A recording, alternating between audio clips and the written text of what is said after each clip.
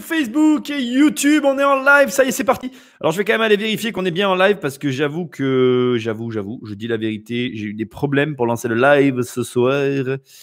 J'ai eu des problèmes, on est en live sur Instagram, n'est-ce pas? Salut à tous, bon il y a déjà un petit peu de monde, bonsoir, je vais vous compter sur toi pour liker, partager.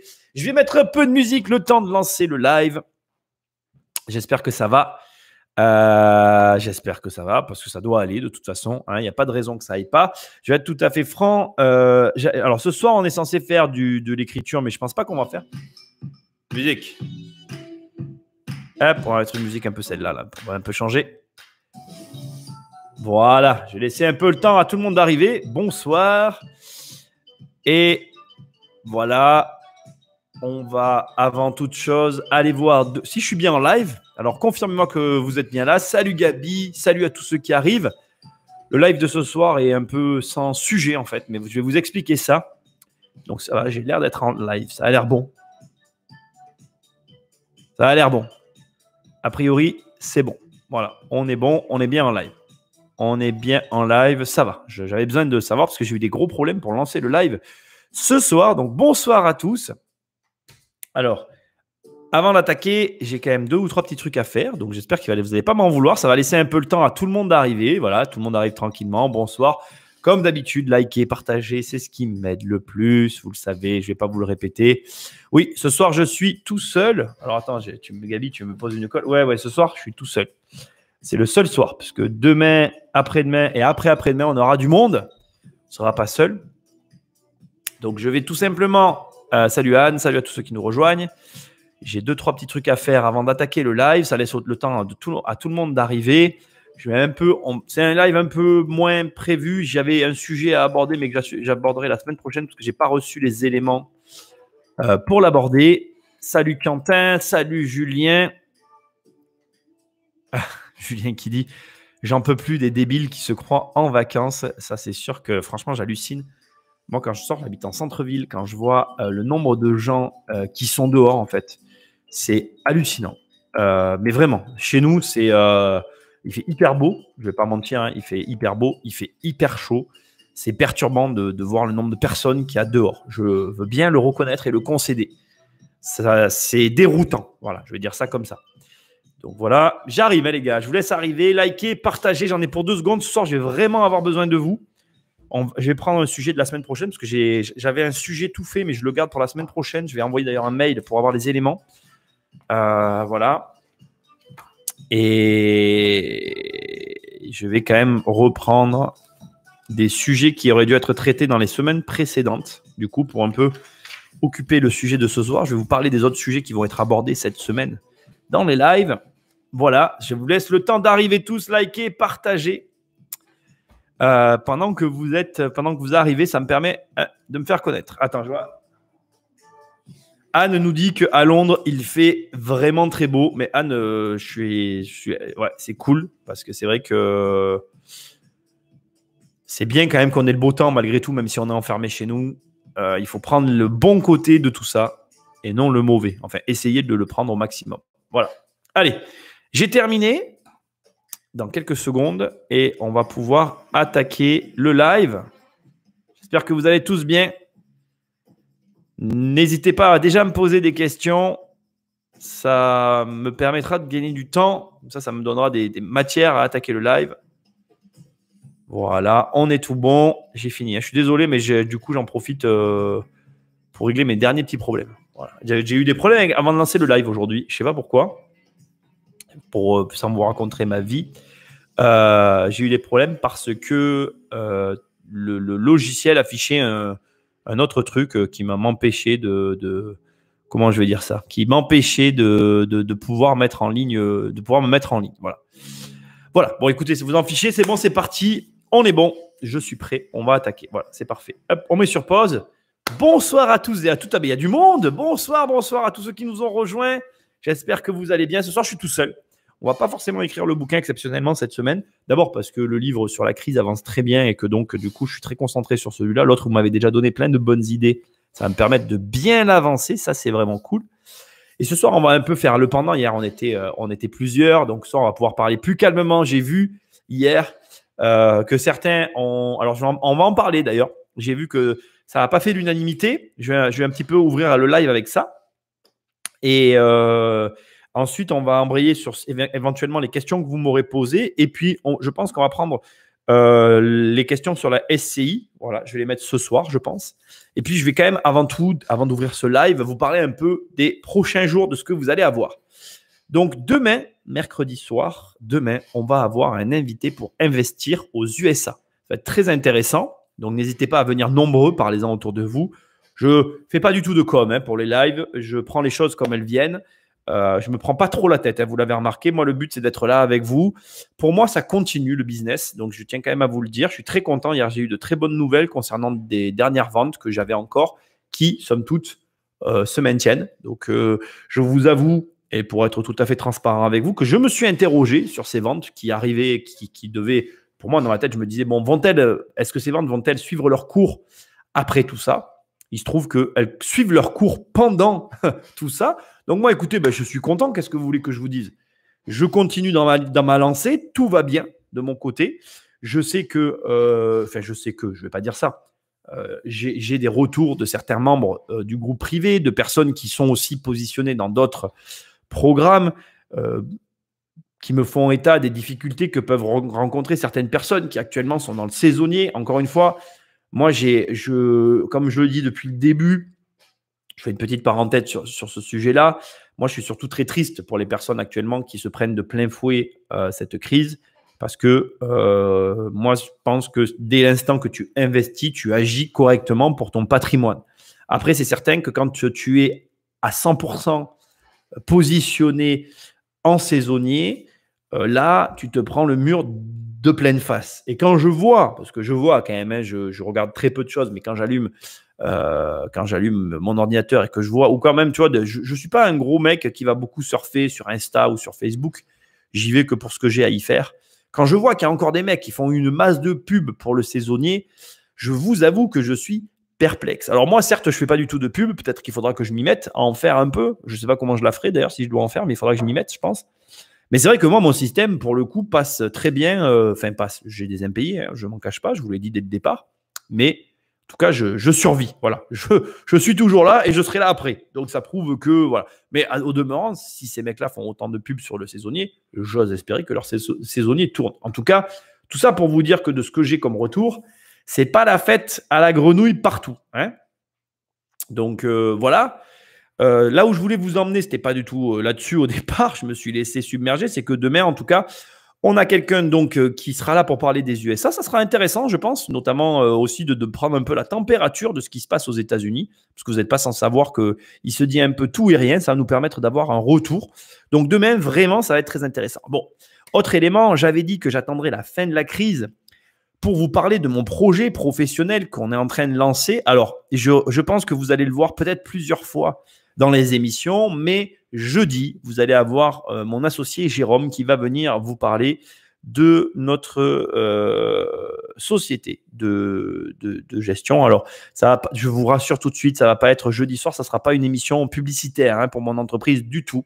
Il va juste venir déjà pour faire un live avec moi, pour qu'on parle un peu de ce qu'on fait. Voilà, ce sera une manière pour vous de le rencontrer avant qu'il rentre officiellement sur la chaîne, puisque il va avoir sur la chaîne, je pense, je ne sais pas quel rôle encore, mais enfin si je sais quel rôle, mais je ne sais pas dans quelle mesure et comment ça va se mettre en place concrètement au quotidien, mais il va y avoir des choses qui vont se mettre en place autour de lui sur la chaîne. Donc, autant que vous le rencontriez avant l'heure, et ça sera bien l'occasion de le rencontrer. Donc, Jérôme sera là jeudi soir avec nous, et somme toute, on va engager une conversation et une ouverture. Donc, je vais être très clair avec vous, donc j'insiste et je suis quand même très clair avec vous. Vous n'aurez pas accès à la société, pas en tout cas pour l'instant. Elle ne sera pas accessible. Il y a des personnes parmi vous dans le chat qui ont déjà fait appel à nos services. Donc voilà, je préfère vous le dire en toute franchise et transparence. Mais c'est pour l'instant, ça se fait doucement. Je parlerai de tout ça au fur et à mesure, en son temps. Donc vous aurez des informations au compte-gouttes. En tout cas, quand les choses se mettront en place, vous serez informés.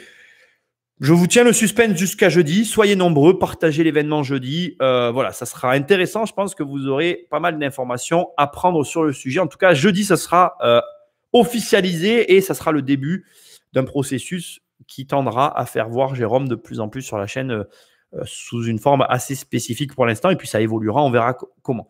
Vendredi, vous avez Enzo qui viendra donc sur la chaîne. Enzo Honoré, je ne sais pas si vous le connaissez. On s'entend très bien avec Enzo.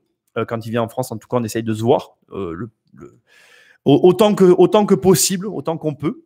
Après Enzo, je ne sais même pas moi-même où est-ce qu'il habite actuellement. Là encore, on aura l'occasion de parler d'Internet et de l'immobilier parce que Enzo, vous le savez, vous ne le savez peut-être pas. Je pense qu'il n'aura pas de problème à en parler. Alors, je le découvrirai avec vous, mais il est aussi, il a investi dans l'immobilier. Enfin, et pour finir, je vais vous parler donc d'hier de Lorenzo. Lorenzo, vous l'avez compris, on se fréquente personnellement, c'est un ami. Je voulais présenter pourquoi. Et alors, je vais vous le dire tout à fait frontalement. C'est quelqu'un qui a énormément de choses à vous apprendre sur l'immobilier. Par contre, c'est clair que lui, il est plutôt axé dans sa communication sur le fun. Et je trouve que c'est très bien. En temps de crise, l'entertainment a aussi sa place. Il est aussi nécessaire. C'est une émission qui n'a rien à voir avec la mienne. J'avais conscience que c'était un mélange de deux genres opposés. Maintenant, ça ne correspond pas à ce que j'ai l'habitude de vous retransmettre sur ces émissions. J'en ai complètement conscience. Mais au demeurant, j'insiste, il a énormément de choses à t'apprendre, surtout si tu veux te lancer sur le web ou quoi que tu veuilles faire sur Internet. C'est quelqu'un qui est vraiment très bon dans son domaine. Je voulais absolument vous le préciser. C'était essentiel pour moi. Il a plein de choses à vous apprendre. En tout cas, en ce qui me concerne, il m'a appris plein de choses et il continuera à m'apprendre plein de choses. Je voulais vous le dire. Voilà, c'était ce que j'avais à vous dire. Donc là, je vais prendre vos réactions. Après, je parlerai un peu de la SCI. Après, on va interagir. Et demain, après-demain et après-demain, donc sur les 3 prochains jours, on aura des invités. Et j'envoie une petite parenthèse, je ne sais pas si Maxime est là ou pas. Je n'ai pas eu de contact avec toutes les autres personnes auxquelles j'ai envoyé des mails, aucune réponse. Je vais continuer de faire marcher mon réseau pour essayer d'obtenir d'autres personnes, d'autres intervenants sur cette chaîne pendant ce confinement. Mon objectif depuis le début est clairement de vous de transformer notre quotidien. Voilà, je continue à recevoir des questions sur mes programmes. Donc, juste parenthèse, vendredi prochain, donc vendredi 11, j'enverrai, je pense, peut-être un mail aussi voilà, je ferai une émission pour répondre à toutes les questions que je reçois parce que je reçois énormément de questions. Donc, vendredi 11, je ferai une question sur mes programmes. Voilà, je sais que ça n'intéressera pas certains d'entre vous. Ça ne sera pas une émission spécifiquement de vente. Enfin, bien qu'au demeurant, ça en sera une quand même aussi. Je ne vais pas m'en cacher. Mais le but, ce n'est pas de forcément vendre, mais c'est de répondre à toutes ces questions que je reçois, histoire qu'il y ait quelque chose qui soit sur le sujet. Allez, je prends vos réactions et c'est parti. On repart depuis le début. Donc, salut à tous si vous arrivez maintenant. Et n'hésitez pas à me poser vos questions. Comme ça, j'y réponds au fur et à mesure, n'est-ce pas ? Alors, salut à tous. Je vais arrêter avec ça. À Marseille, pareil. Donc, nous dit Quentin par rapport à ma réaction du début de l'émission quand je disais qu'il y a énormément de gens dehors. Alors, nous, c'est oufissime. L'avantage de nous dit Dups d'avoir un jardin, c'est de pouvoir en profiter. Alors, écoute, Dups, en ce qui me concerne, je suis allergique à toutes les plantes qui existent sur cette planète. Donc, tu comprendras que pour moi, alors ça existe, les gens comme moi, avoir un jardin est tout sauf essentiel. Voilà. Salut Michel, salut Geoffrey. Une connaissance dans l'armée au service contingent m'explique qu'ils ont reçu des directives avec 3 scénarios de fin de confinement. Une au 6 mai, une au 1er juin et une au 1er juillet. Bon là, tu m'as fait avoir un relan là, tellement ça m'a... Waouh. Waouh. Alors écoute, voilà... D'accord, un scénario de fin de confinement le 6 mai, le 1er juin et le 1er juillet. Je suis pantois. On va prier pour le 6 mai, parce qu'au-delà, il va y avoir des problèmes pour beaucoup d'entre nous. Je ne sais pas si vous avez vu un peu les stats qui font d'ailleurs froid dans le dos. Comment on appelle ça j'ai perdu les termes.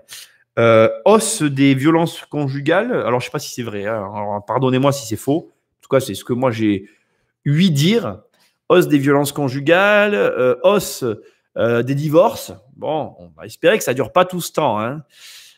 Donc, on va peut-être en avoir encore des leaves. Je n'ai pas compris ce que tu as dit, Julien. On va peut-être encore en avoir. Bon, oui, en tout cas, on va galérer. Salut Benoît, j'espère que tu vas bien. Il y avait des jugements un peu hâtifs hier. Ouais, bon, on va pas parler de ça. Petite question, Nico. Peut-on se lancer dans l'achat-revente de biens, retaper moi-même à temps plein et se verser un salaire via le prêt qu'on aura négocié idéalement à 110%? Alors, Carna Pro, tu n'as pas pris un de mes programmes. Moi, le 110, ce n'est pas ma tasse de thé. Bon, après, chacun voit midi à sa porte. Je n'ai pas de jugement sur la question. On ne va pas parler de ça. On va mettre ça de côté. Donc, le 110%, tu te débrouilles avec ça. Te verser un salaire à temps plein, achat-revente. Donc, oui, si tu crées une société de marchands et que c'est ton job. Après, si tu veux faire ça sous le manteau, oui, tout est toujours possible en vérité. Après, il faut assumer. En fait, c'est comment dire, la réalité qui se cache derrière toutes ces questions qui consistent à contourner les lois, les ignorer, voilà, tout ce qui peut être, même ne serait-ce que les vides juridiques, tu vois, même un vide juridique. On va prendre le cas d'un vide juridique. Un vide juridique, ça porte bien son nom, ça existe. Ça existe, les vides juridiques. C'est-à-dire que tu prends une situation, tu prends le vide juridique d'une situation et tu l'exploites, avec tout ce que ça implique. Donc déjà, premièrement, tu sais, il suffit que d'un cas. Ça, il faut l'entendre. Alors, attends, j'ai plus le souvenir de quelle est la loi. C'est rigolo parce qu'en plus, il y a une loi qui a été votée. Oui, voilà, c'est ça. Il y a eu, dans ma région, et je fais un effort de mémoire là, je suis désolé, il va me falloir quelques minutes. Dans ma région, il y a je vais dire des conneries, je le sais, excusez-moi, j'ai été grossier. Je vais dire des bêtises. Il y a je ne sais pas si c'est un bar tabac ou une pharmacie, donc je ne sais plus lequel c'est des deux. Il y a un bar tabac ou une pharmacie de ma région qui fait partie des personnes qui ont contribué aux nouvelles lois qu'il y a eu sur le black, en fait. C'est qu'il y a eu des changements de loi avec les nouvelles caisses enregistreuses, etc. Et le cas qui a servi de modèle pour élaborer la loi, il est de ma région, en fait. Et ce qui est intéressant dans ce qui s'est passé, c'est que la personne utilisait sa caisse enregistreuse d'une certaine façon et c'est cette façon qui a fait pondre les nouvelles lois sur les caisses enregistreuses. Bref, ce que j'essaie de te dire, c'est que ce qui est intéressant, en fait, c'est qu'il ne suffit que d'un cas qui exploite un vide juridique pour que derrière, une loi arrive. Et toi, après, une loi ou un nouveau système se met en place, toi, tu redécouvres un nouveau moyen d'exploiter la loi jusqu'à ce que tu te fasses prendre ou qu'une personne se fasse prendre en exploitant la faille. Ben, entre guillemets, tu ne risques rien. Mais jusqu'à ce que quelqu'un se fasse prendre. Et cette personne, ça peut être toi. Dans ta question, tu cherches à détourner finalement une situation à ton avantage pour éluder ou éviter de payer le plein impôt dont tu es redevable au départ. Et en réalité, la réponse que tu attends de ma bouche, je ne pourrai jamais te la donner parce que tout est faisable dans la vie jusqu'à temps que tu te fasses prendre. La question que moi, je te renvoie maintenant, c'est est-ce que tu es prêt à payer le prix de ce que tu risques en faisant ce que tu sous-entends? Parce que pour moi, ce que tu sous-entends, c'est que, un, tu ne veux pas créer de société de marchand. Deux, tu ne veux pas te prendre les risques que tu encourrais, enfin, que ça implique d'avoir ce type de société. Trois, tu essayes, en profitant de ta position de particulier, enfin, alors je peux me tromper, hein, tu me corrigeras, hein, mais tu essayes du coup d'en tirer profit, ce qui est logique et c'est OK. Je veux dire, on ne va pas se mentir, personne n'a pas de cadavre dans son placard dès l'instant qu'il a construit un patrimoine énorme. On a tous des cadavres dans nos placards. On ne va pas se cacher derrière notre petit doigt. On fait tous, à un moment donné ou à un autre, des choses limites. Moi, dans mes programmes, je t'apprends justement à définir quelle stratégie tu dois mettre en place par rapport à ça. Moi, ce que je vais t'inviter à faire, de toute façon, c'est à ne pas transgresser la loi ou à ne pas jouer. Maintenant, il y a un moment donné ou à un autre, tu seras toujours ou tu auras toujours tendance à jouer des lois. À toi, juste d'en assumer les conséquences. La vraie question, c'est est-ce que tu es prêt à sur quoi tu peux, entre guillemets, jouer. Mais attention, encore une fois, le conseiller n'est jamais le payeur. Quand tu joues à ce jeu-là, quand tu perds, tu perds. Et c'est pas qu'un peu, c'est plein fer. Voilà. Il faut bien en avoir conscience. Après, pour moi, tout est audible. Voilà, ça reste mon avis personnel. Pour moi, les ventes vont pas s'annuler. L'immobilier, c'est le temps long, mais pour une baisse mais pour moi, voilà, une baisse est à venir. Dans quelques trimestres, je suis prêt à mettre un gros billet dessus. Alors moi, j'aime bien ça, Benoît. Tu sais que c'est une discussion que j'aime bien avoir avec toi. Et je sais que tu crois ça. Plus j'avance sur l'écriture de mon bouquin, moins j'ai de visibilité sur ce qui se passe. Le problème qui est en train de se passer là, c'est en fait, la réalité de ce qu'on est en train de vivre, moi, c'est ce qui m'éclate dans la situation qu'on vit, hein, c'est qu'il se passe plein de choses à la fois. Et qu'il ne s'est jamais passé toutes ces choses-là à la fois. Et il y a des éléments. Alors, tu vois, je découvre, en fait, je fais plein de recherches en ce moment pour mon bouquin sur les crises. Et je découvre de nouvelles choses qui sont hyper intéressantes. Et je ne serai pas aussi catégorique que toi. Moi, tout ce que je peux te dire, C'est que si tu es capable de voir ça, c'est que ça n'arrivera pas. Voilà. C'est la seule vérité absolue à laquelle je crois actuellement, c'est que ce qu'on est capable de voir, c'est ce qui n'y arrivera pas. Bon, en tout cas, c'est ce qui a le plus de chances de ne pas arriver. J'espère que je suis clair. Ma vision, encore une fois, je peux me tromper. Salut tous millionnaires. Mais pour ne pas être taxé sur la plus-value, mettre en RP, dois-je obligatoirement vivre dedans? Tu vois, Carna Pro, je t'ai bien cerné, je n'avais pas lu cette partie-là. Mec, tu prends un risque énorme en fait. C'est absolument pas le risque que je prendrais. Après, tu es libre de le prendre. Et te dire que personne ne l'a jamais pris, y compris moi, c'est aussi te mentir. Maintenant, encore une fois, quand on prend un risque, la question que tu dois te poser, c'est est-ce que tu es prêt à en assumer les conséquences? Et la question qui est cachée derrière ça, c'est surtout est-ce que tu as les moyens d'en assumer les conséquences? Parce que voilà, je vais te donner un exemple. Te faire redresser sur une ERP, en fonction de ce que tu gagnes. Si tu gagnes 100 000 euros, on n'a rien à foutre. Enfin, toujours pareil. Et je parle en fonction de ma position. Donc, c'est très relatif. En fonction de ce que tu gagnes, te faire redresser sur 100 000 balles, ça peut te mettre par terre. Voilà. C'est une question très relative. Donc, encore une fois, prendre mes réactions avec des pincettes. En réalité, en fonction de tes revenus et en fonction de ce que tu peux perdre, c'est très relatif. Est-ce que moi, la question que… Mais le problème, il n'est toujours pas… Et tu vois, c'est pour ça que j'adore répondre à des questions parce qu'en fait, je ne peux pas répondre. Combien tu gagnes? Quel est le volume de ton patrimoine? Enfin, quelle est la surface, de ton patrimoine? Qu'est-ce que tu peux assumer comme choc? C'est hyper aléatoire comme question. Hyper intéressant. Hyper aléatoire. Donc, la réalité cachée derrière tout ça, c'est pas du tout la bonne démarche, en fait. Quelle est ta stratégie, Carna Pro? Si tu me poses toutes ces questions, c'est que tu ne sais pas gagner d'argent en immobilier. Allez, Dupes, elle est pour toi celle-là. Première fois que je le montre. Lis des livres. Au hasard. Lis le mien. Non, mais forme-toi, voilà. Ou j'en sais rien, fais quelque chose. Voilà. Allez, je passe, j'ai déjà répondu. Ils ont payé leur pub, donc ils n'utilisent pas trop le… Ouais. Alors, Benoît nous fait des remarques par rapport à ce que je disais tout à l'heure sur les pubs. Ok. En fait, même si tu es sur du LMNP ou location nue, que c'est rentable, mais que tu as démarré juste avant le confinement, t'es pas bien si tes locataires sont les enfants de Mélenchon.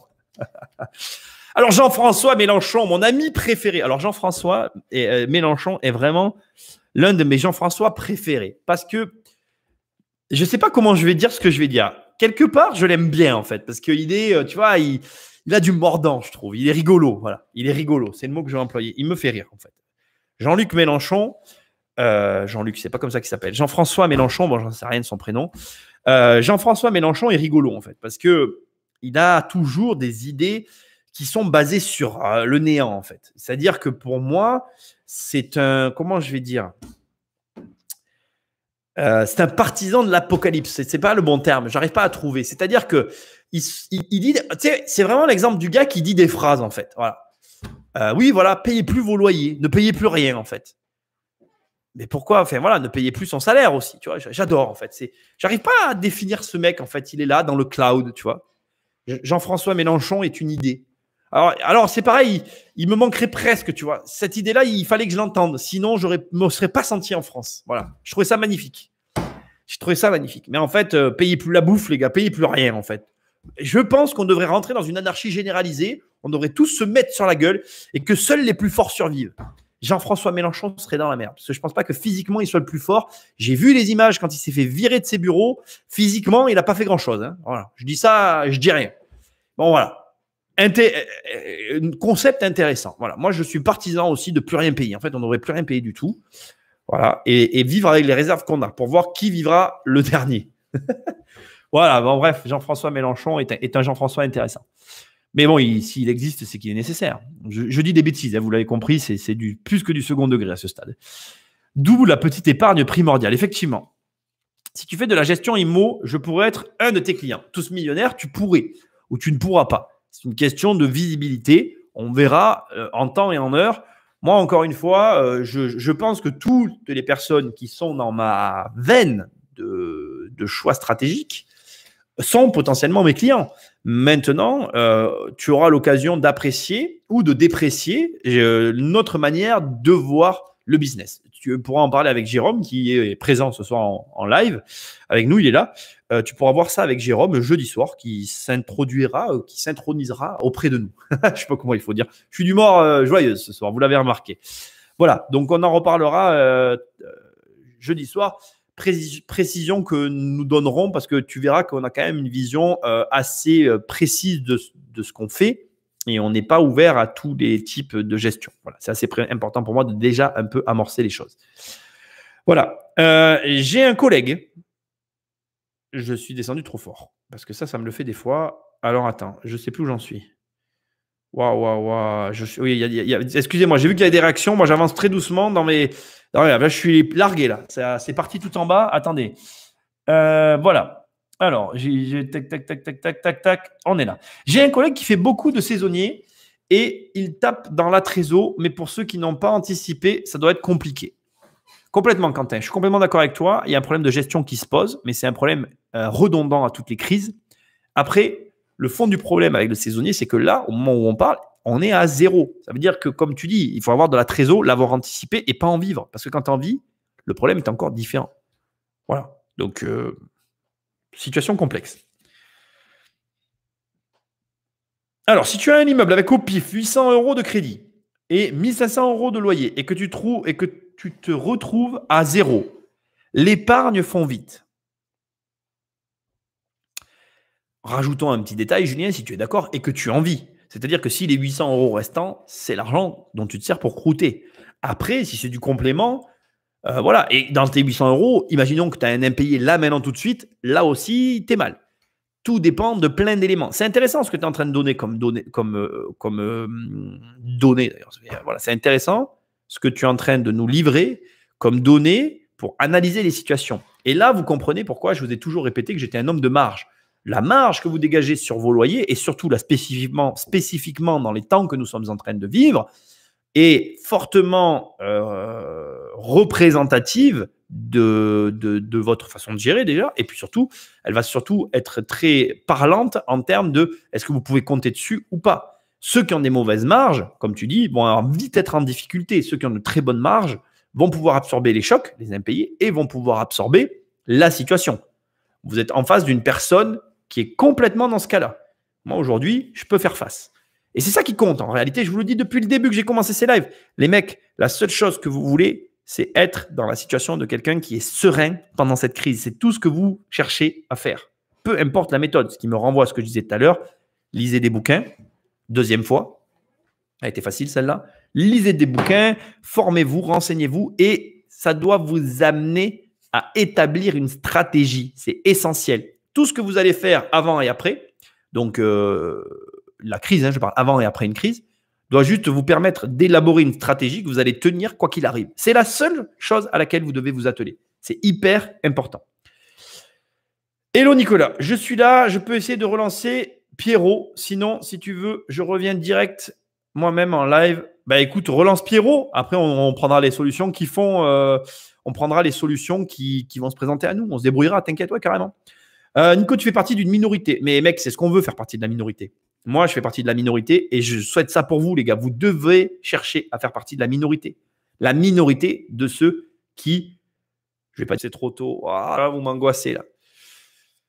Bon, on n'est pas prêt. Mais moi, je suis prêt, moi.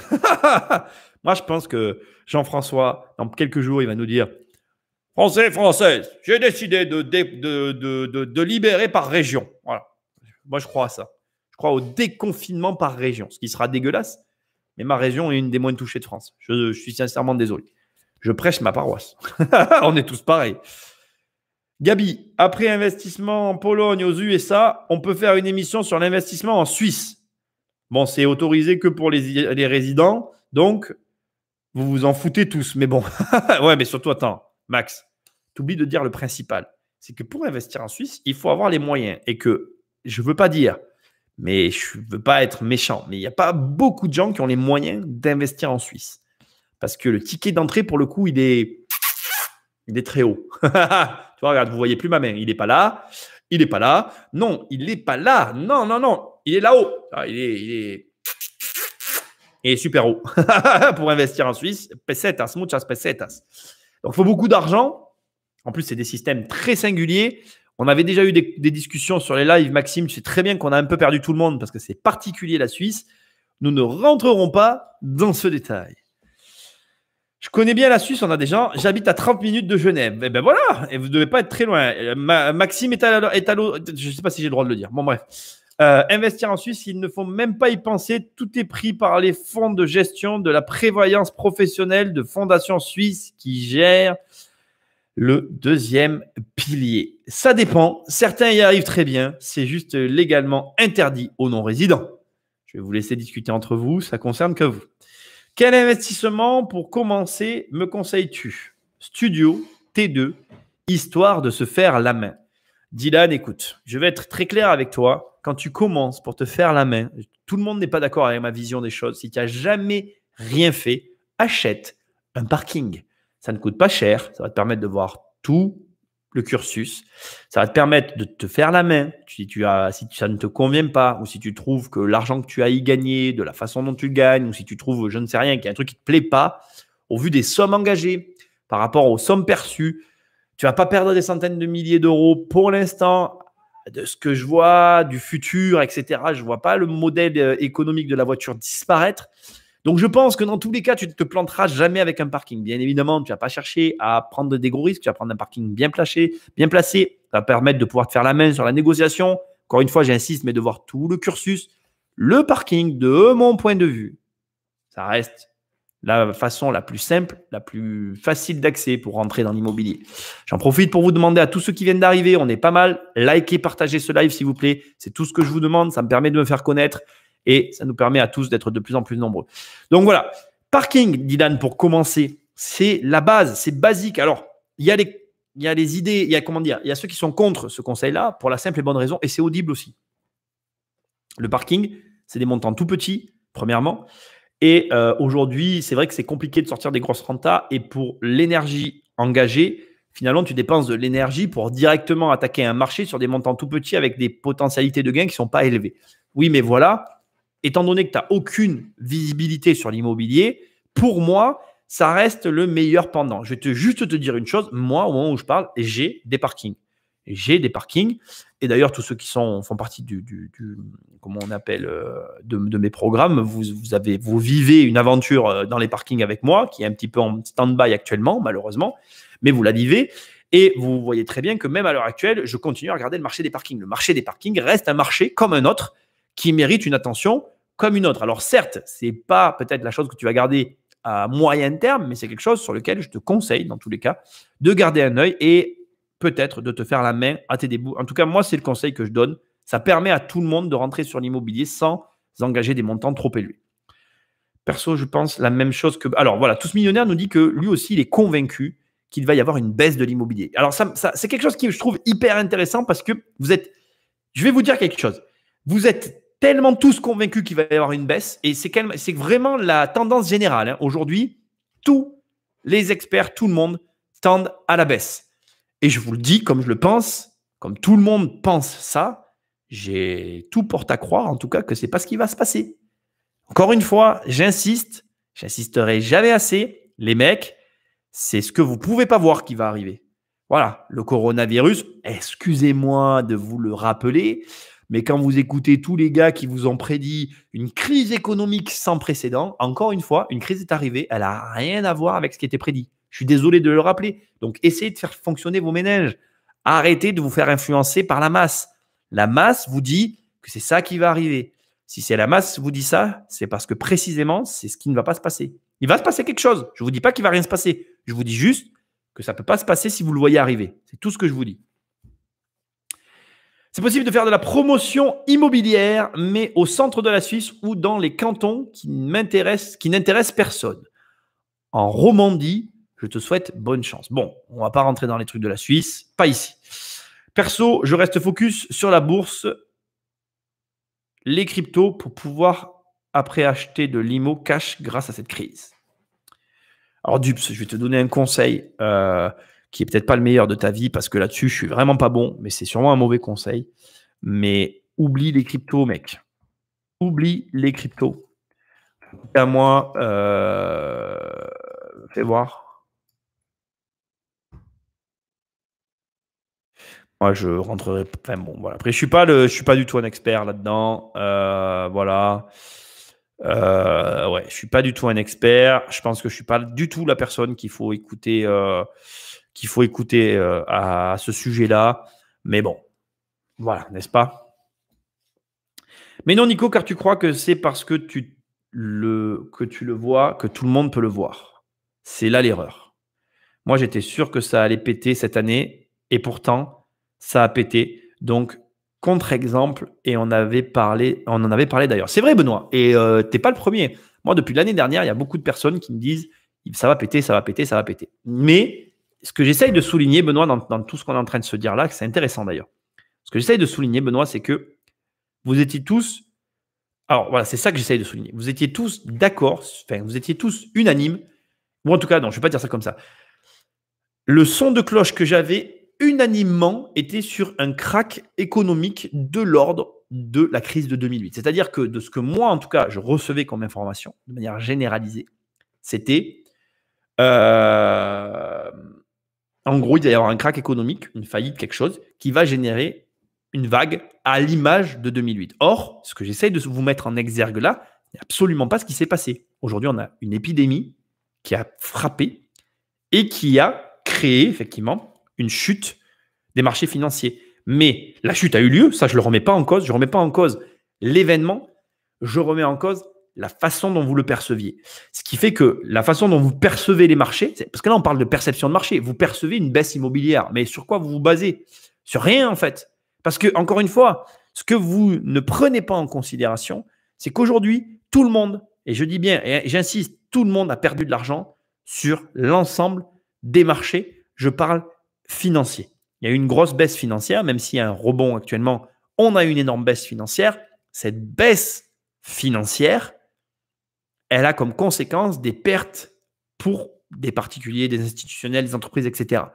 Et ce que je ne mesure pas moi-même, et c'est là où je peux moi aussi me tromper, c'est pour ça qu'il ne faut pas m'écouter, il faut m'entendre, c'est que cet argent perdu, il y a des personnes qui sont déjà sorties et qui vont le réinvestir. La question, c'est où? Et s'ils choisissent de le réinvestir dans l'immobilier, il n'y aura pas la baisse que vous prévoyez. Pas du tout. Il va se passer l'effet inverse. Et voilà. Alors après, encore une fois, je peux me tromper, etc. Et c'est que des prévisions, hein, on est bien d'accord. Voilà. Vincent, Thomas nous dit il va y avoir des opportunités, j'en suis convaincu. Mais mec, les opportunités, il y en aura toujours. Moi, je vais te dire quelque chose. Je suis convaincu d'une chose. Crise, pas crise. Il y aura toujours des opportunités. Au moment où je te parle, j'ai saisi des opportunités. Et au moment où je te parle, je suis en train de saisir des opportunités. On en parlera jeudi. Et il y en aura tout le temps. La vérité, c'est que la différence entre les mecs comme moi, comme disait tout à l'heure Benoît, je ne sais pas si je fais partie de la minorité, mais en tout cas, ce que je sais, c'est que ce que je fais là, je ne le reconnais pas chez d'autres. Tiens, regarde, je vais prendre le cas de Dups. Dups, c'est intéressant. Je trouve très intéressante la phrase qu'a notée Dups. Et je vais la lire devant tout le monde pour vous expliquer ma vision. Dups dit « Personnellement, je reste focus sur la bourse et les cryptos pour pouvoir après acheter de l'immobilier cash grâce à cette crise. » Il a raison, c'est une stratégie. Moi, ma stratégie, c'est que quoi qu'il arrive, j'ai toujours acheté de l'immobilier, je me suis toujours enrichi avec. Et je suis là aujourd'hui à vous parler et mon immobilier traversera cette crise parce qu'il traversera toutes les autres crises parce que ma stratégie immobilière, elle est valable de tout temps. Et la différence, notez bien, c'est là où ça devient hyper intéressant. Dups, il attend quelque chose, mais il est actif sur le marché bourse et immobilier. Et c'est ça qui fera la différence, parce que c'est là où il va réussir. Moi, je suis actif de tout temps sur le marché immobilier. Ce que vous devez noter, c'est que quoi qu'il arrive, votre stratégie, ta stratégie, doit te permettre d'être actif de tout temps sur tous les marchés où tu évolues. Et c'est tout ce qui compte en réalité. Le reste se fera tout seul. Si, je vais vous dire quelque chose, moi demain, si mes stratégies, elles marchent, mais les gars, je rentrerai sur la bourse alors que ça aura augmenté et je gagnerai peut-être autant d'argent que Dups d'une façon différente parce que j'aurai assez de fonds pour après rentrer en bourse à l'échelle à laquelle je veux rentrer. Ce que vous devez comprendre, c'est que pour passer au travers d'une crise, ce qui compte, c'est la stratégie et la mise en œuvre de la stratégie en toutes circonstances. En toutes circonstances. Ce qui est intéressant, alors je ne dis pas ça pour me jeter des fleurs, mais je dis ça parce que c'est la réalité. Ce qui est intéressant dans mon profil, c'est que j'ai vécu les marchés haussiers et j'ai vécu les marchés baissiers. Et c'est ça qui est intéressant. Et j'ai toujours été actif dans les deux types de marchés. On n'agit pas de la même façon dans un marché haussier que dans un marché baissier. Mais je vais quand même vous donner des informations intéressantes pour vous. Les grands indicateurs, les grands, comment je vais dire ça? Il y a des grands chiffres qui sont valables de tout temps. Je vais vous donner des exemples très précis. Si vous achetez à moins de 1000 euros le mètre carré sur certains marchés immobiliers, vous savez que vous faites une affaire. Si vous savez, et quand je prends 1000 euros, je parle tout marché confondu. Ouais, je sais que ça va choquer. Il y a des Parisiens qui sont en train de m'écouter qui vont me dire, mais Nicolas, c'est impossible d'acheter à ce prix-là à Paris. C'est pas vrai. C'est pas vrai. Vous regardez les prix avec les données qui sont actuellement partagées par les impôts. Vous regardez les prix qui sont de certains produits qui sortent sur certains marchés, dont les marchés parisiens et les gros marchés. Il y a des prix lunaires. Il y a des prix lunaires. Et vous êtes devant votre écran et vous dites, mais attends, comment le mec il a fait pour acheter un bien à ce prix-là? Ça existera de tout temps. Idem, et j'insiste bien, idem pour les marchés boursiers. Ce que j'essaye de vous dire, c'est quoi? C'est qu'il y a des grandes stratégies qui marchent de tout temps. Votre seul rôle, c'est d'attraper cette stratégie et de la tenir quoi qu'il arrive. Et là où je rejoins Dups, c'est qu'il a raison. Ce qui compte dans ta situation, peu importe que tu sois investisseur boursier, immobilier, etc., c'est que tu as adopté une stratégie qui marche de tout temps. C'est le cas de ma stratégie immobilière, c'est apparemment le cas de la stratégie de Dups et c'est le cas de la stratégie de tous ceux qui traversent les crises. C'est tout ce que vous devez garder en mémoire, en fait. Et en vérité, Benoît, je vais te le dire comme je le pense, que le marché baisse, que le marché monte après, personnellement, c'est pareil. Et j'en ai rien à foutre. Et la seule chose qui vous intéresse à vous, les gars, encore une fois, c'est d'être à ma place, c'est de trouver une stratégie qui vous permette, comme le dit Vincent, de choper les opportunités quand elles seront là, après, avant, pendant, etc. C'est tout ce que vous devez vous employer à faire. Julien dit, t'as mis la pièce. T'as mis la pièce. Je valide.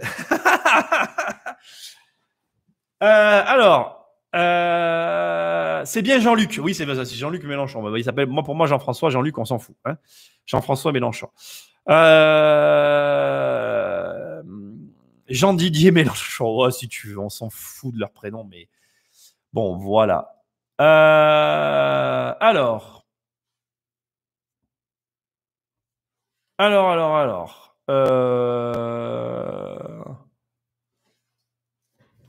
Alors, Julien. Nico, l'épidémie et le Black Swan, mais c'est déjà en récession économique. Ouais. Alors, attendez, parce que là, c'est pareil. Je suis descendu. Je sais plus où j'en étais tout à l'heure. Gabi, tu n'es pas sur le même marché. Non, Gabi, arrête de dire ça. Je t'assure qu'à Paris, il y a des transactions qui s'effectuent à des tarifs qui sont hallucinants. Partout. Arrête. Ne te cache pas derrière le marché parisien, Gabi. Je te regarde. Alors, attention, bien évidemment, après, on va parler de ça aussi rapidement. Avec Gabi, on a un échange qui est très intéressant parce que c'est vrai que mon marché est bien moins élevé que le marché parisien et que du coup, mes pratiques et mes visions de prix ne sont pas les mêmes. Effectivement, à Paris, 1000 euros le mètre carré, c'est irréaliste. Mais tu serais surpris de voir des coûts d'acquisition au mètre carré relativement bas. Je ne vais pas le faire dans cette émission. Je m'amuserai à le faire dans une autre émission. Voir vite fait, je vais quand même le faire, c'est pas bien parce que sinon je vais perdre le fil. Je vais quand même le faire très rapidement en même temps que je vais avancer sur les commentaires. Tu veux, Gabi, comme ça? Voilà, regarde, on va voir un truc très rapide. Intramuros de là, je suis en intra de Paris. On est d'accord sur les prix. Sur des prix, j'ai pris le 6e arrondissement au hasard. Les Parisiens, commencez pas à vous arracher les cheveux. Je fais vraiment du pur hasard. Je suis en plein cœur de la rue Jacob. Ok. Voilà, je suis en plein cœur de la rue Jacob et je suis à la recherche. En même temps que je vous parle, je vais chercher un tarif lunaire. On est d'accord? Là, par exemple, je viens de trouver un immeuble, d'accord? Un immeuble qui s'est vendu 8 millions d'euros. Bon, je cherche un prix lunaire. Je vais en trouver un, je le sais. Tiens, voilà, prix lunaire. Prix lunaire. Rue Jacob. Gabi, c'est pour toi, cadeau. Prix lunaire, hein? Lunaire, le prix. Lunaire. 2014, donc ça date. 2014, 159 000 euros, 200 mètres carrés, commerce. Voilà, lunaire le prix. Et je te donne un autre prix lunaire. Un autre prix lunaire, beaucoup plus proche. Rapidement, juste pour que tu vois que ça existe, les prix lunaires. Ça existera toujours. Le problème des prix lunaires, c'est qu'effectivement, c'est compliqué à obtenir. Mais après, c'est à vous de développer les méthodes. Moi, je ne suis pas là pour… voilà, on ne va pas rentrer dans ce débat. Voilà. Bon, j'arrête parce que sinon, je vais perdre le fil. 2017, 180 mètres carrés, écoute bien. 180 mètres carrés, 2017, 1 million. Attends, fais voir combien ça fait le prix. Non, je ne vais pas rentrer là-dedans. C'est pas ce que je cherchais. Bon, je chercherai, j'arrête. Sinon, j'ai perdu le fil. Et Gabi, mais je comprends ta remarque. C'est un débat qui a lieu entre nous et il est très intéressant, je trouve. Je te trouverai la réponse. Je te prouverai que c'est possible. Alors, je continue. Alors, Benoît, moi, j'étais sûr que ça allait péter cette année et pourtant, non, ça, je l'ai vu. Alors, Maxime, c'est super pour toi. Non. Écoute, moi, je vais dire que j'ai un mauvais payeur. Alors, oui, c'était ça que j'avais vu. Tu voulais qu'on parle du secteur des commerces et des locaux professionnels. Je ne sais plus où c'est que j'ai vu cette question. Donc, moi, je suis dans ce marché-là. Et je peux juste vous dire que c'est un marché que j'apprécie tout particulièrement, qui est à la fois un marché sur lequel j'ai fait des très grosses erreurs, puisque j'ai eu très tôt des locaux professionnels et j'ai fait toutes les erreurs possibles sur les locaux pro. Donc, il faut quand même avoir un petit peu d'expérience, parce que sans expérience, j'ai fait pas mal de conneries. D'ailleurs, ça vous montre que n'empêche que d'apprendre, ça a une valeur, parce que si j'avais su ce que je sais aujourd'hui, crois-moi, je veux même pas prendre une calculatrice pour te donner les montants d'argent que j'ai perdu, parce que j'ai perdu des centaines de milliers d'euros à faire des conneries sur mes commerces parce que je ne me suis pas formé. Entre-temps, je suis allé à l'école, fort heureusement. J'ai appris de mes erreurs, mais bon, voilà. Alors, écoute, moi, je vais te dire que j'ai un mauvais payeur, un panier percé vient d'être rattrapé 2 mois de loyer qu'il avait en retard. Bon, d'accord. Ta stratégie dans ton marché, ton pays est sans doute la meilleure pour toi. Sincèrement, mon approche n'est sans doute juste pas adaptée, surtout si tu n'es pas président suisse. Bon, bref, ça, c'est encore de... Tu sais, moi, ça peut être aussi bon. Dans certains cas, légalement, j'ai lu ton bouquin. La prochaine fois, je le lirai dans l'autre sens, comme tu le dis. Tu dévoiles un élément important. Il y a toujours des opportunités, les gars, surtout dans les crises, complètement. Même si cela va être sévère. D'accord, j'en viens, j'avance. Hein. Rien que ton appartement, c'est le million d'euros. Alors, les parkings, ça dépend où. Alors voilà, Benoît n'est pas d'accord avec le conseil que j'ai donné sur les parkings. On va réagir là-dessus, c'est intéressant, ça dépend où il habite. Alors, je ne suis pas d'accord avec toi, Benoît. Pour moi, le parking, c'est mon avis. Encore une fois, je garde mes positions. C'est pas ça dépend où il habite. Le parking est un bon investissement. Encore une fois, moi, j'ai des parkings. Je compte continuer d'en avoir. Ça reste un investissement que j'apprécie, que j'apprécierai de tout temps parce que le parking peut avoir plusieurs usages. Et pour moi, en tout cas, ça reste quelque chose sur lequel tout investisseur doit garder un œil. C'est un marché intéressant pour moi, le parking. Après, j'entends qu'on n'y trouve pas d'intérêt parce que, encore une fois, je le disais tout à l'heure, à partir d'un certain niveau de patrimoine, et je le ressens, moi, de ce que je peux voir, effectivement, j'ai des gens dans mon entourage qui ont des patrimoines d'un certain niveau et ils ne voient plus le parking de la même façon. Ils ne vont pas s'embêter forcément à aller chercher 80 € par mois de loyer parce que c'est ça le problème du parking, c'est le montant du loyer qui peut paraître dérisoire. Mais ce que je peux vous dire, c'est que au demeurant, le parking peut permettre des évolutions dans son patrimoine. Par exemple, on n'y pense pas, truc tout con, tu as des parkings que tu loues, après tu n'es plus intéressé par le montant du loyer, ça peut devenir un avantage pour tes locations, si tu as des locations proches. Tu peux fournir un service en plus. Tu vois ce que je veux dire? Il ne faut pas voir... En fait, un patrimoine, il ne s'apprécie pas... Comment je vais dire? Un patrimoine, tu ne l'apprécies pas que par rapport à sa valeur. C'est un raisonnement d'ensemble. Après, quand tu commences à avoir des biens qui s'étendent, ben, ta zone s'étend. Et du coup, ben, d'avoir des parkings à un certain endroit, ça va te permettre de te dire, ah ben tiens, j'ai un parking là, ben, je vais acheter un appart là sans parking. Et comme j'ai le parking déjà pas loin, je vais les plugger l'un avec l'autre. Et ça se mariera à la perfection. Ou pareil, tu vas t'intéresser à une affaire parce que tu vas avoir un parking dans la région et du coup, tu la regarderas pas de la même façon que le gars qui n'a pas de parking. Tu vois? Il ne faut pas apprécier tes investissements en te disant, moi j'ai des investissements où je prends la mesure de l'investissement qu'aujourd'hui. Tu vois? Et ça, c'est important de le préciser. Voilà. C'est pas un patrimoine, c'est pas quelque chose de statique, contrairement à ce qu'on pense au départ. Voilà. D'ailleurs, Rudy qui est là, Rudy, je me permets de m'adresser à toi, mais quand tu m'as envoyé bon bref, je vais pas tout raconter, mais Rudy nous a envoyé des papiers à un moment donné par rapport à des projections sur son patrimoine. La première réponse que j'ai fournie à Rudy, ça a été, mec, tu peux pas faire ça. C'est pour ça que moi j'aime pas les tableurs et les machins, les trucs. Un patrimoine, c'est pas un tableau de maths en fait, ça n'existe pas. Un patrimoine, c'est vivant en fait. Ouais, c'est vivant. Si son gestionnaire lui donne vie. Moi, mon patrimoine, je le fais vivre. Donc, comme je le fais vivre, je ne vais pas hésiter, tu vois, à manager mon patrimoine avec chaque élément que je peux avoir pour justement lui donner une consistance. Donc, je comprends, Benoît, que tu me fasses la remarque, que tu me dises, oui, les parkings, selon où il est, c'est pas intéressant. Ben oui et non, encore une fois, voilà. Un parking, tu sais pas, ça peut déboucher sur autre chose. Voilà. Pareil, aujourd'hui, c'est cohérent ce que je vais dire. Un parking, ça te met le pied dans une copro. Réfléchis. D'avoir le pied dans certaines copros, ça peut être intéressant. Il ne faut pas avoir ça comme quelque chose d'arrêté. Il faut avoir une vision globale, encore une fois. Rudy nous dit, tu commences par un parking, tu finis à l'île Maurice. Bon, Rudy, mets pas la pièce. C'est du pipeau, ça. C'est du pipeau de marketing de bas étage. Voilà. Alors, tant pis pour ceux qui y croient, tant mieux pour ceux qui n'y croient pas. Alors ça, c'est le titre le plus drôle que j'ai jamais vu, d'ailleurs. Bref.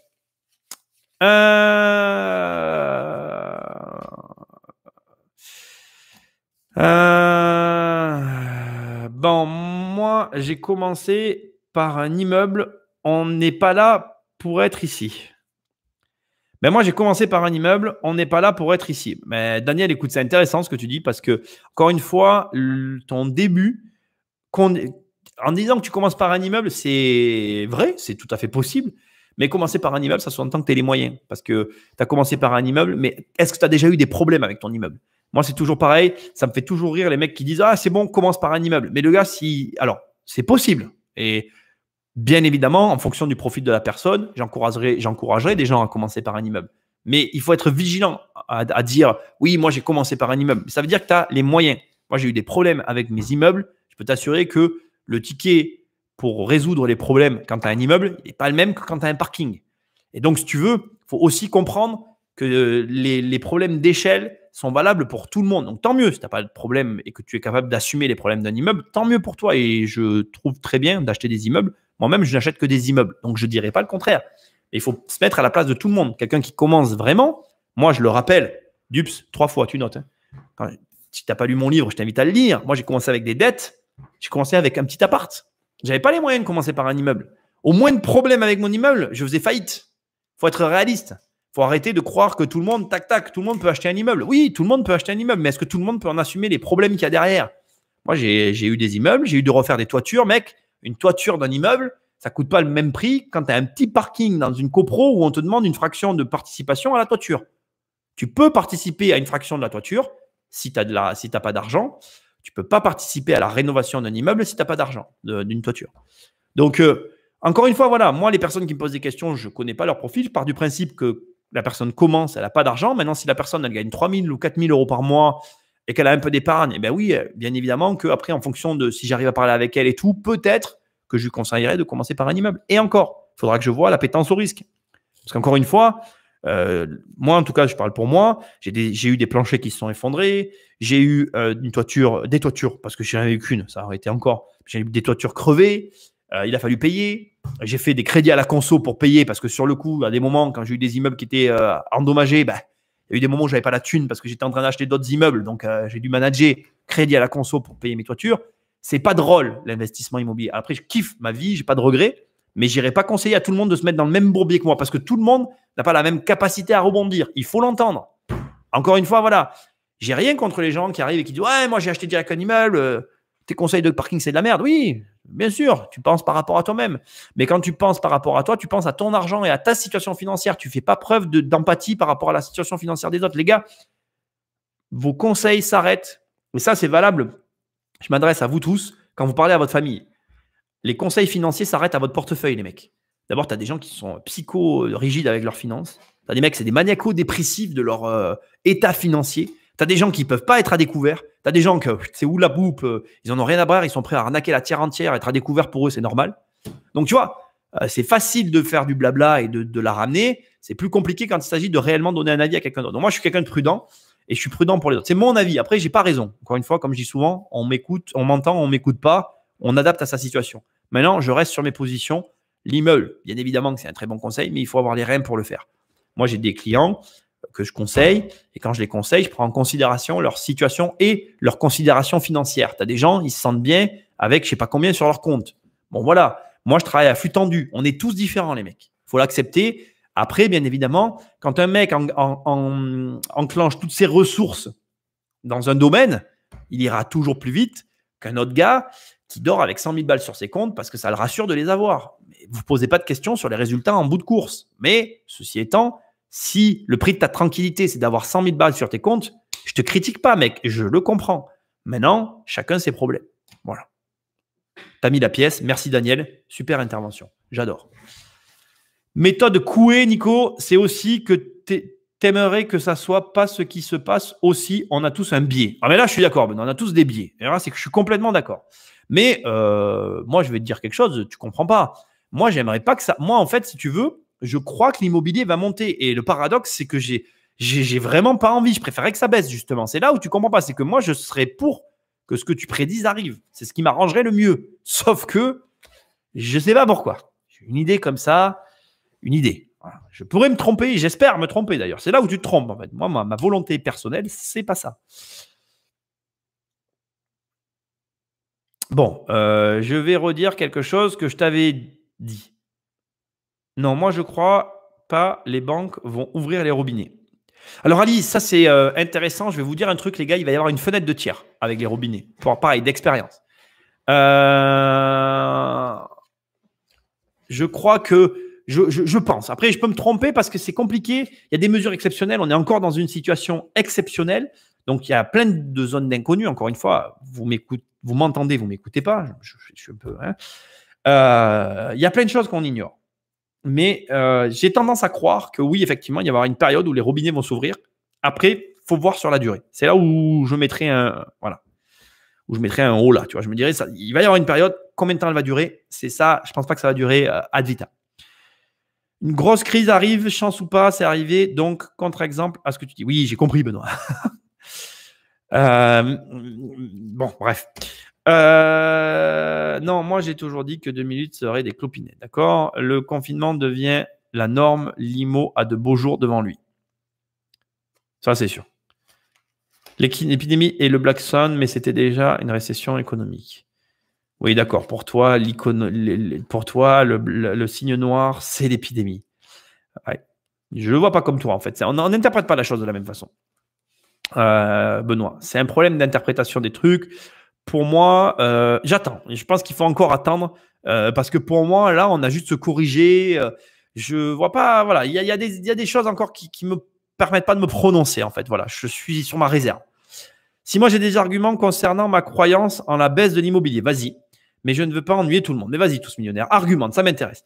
En prenant en considération les salaires des Français, ça va salement baisser, Nico. Je comprends. Alors ça, c'est aussi une théorie économique qui est intéressante. Alors, je vais quand même vous l'expliquer pour ceux qui ne la connaissent pas. En fait, il y a une théorie qui dit que, en fait, il y a des courbes. Alors, c'est une analyse de courbes entre l'écart entre la valeur de l'immobilier et le point des salaires français qui est trop grand pour permettre aux Français d'acquérir. Sauf que ce que Stéphane, tu ne prends pas en considération, c'est que en fait, ce que prend pas en considération de cette courbe et qui est tout le fond du problème, c'est qu'aujourd'hui, et ça va faire grincer des dents, mais vous ne savez pas les mecs peut-être, vous le savez, mais c'est qu'il y a beaucoup d'acheteurs étrangers en France. Le problème, c'est pas aussi simple en fait. Toutes ces courbes qu'on vous met devant le nez, elles ont comme problématique le fait qu'elles sont argumentées par les personnes qui nous les mettent sous le nez.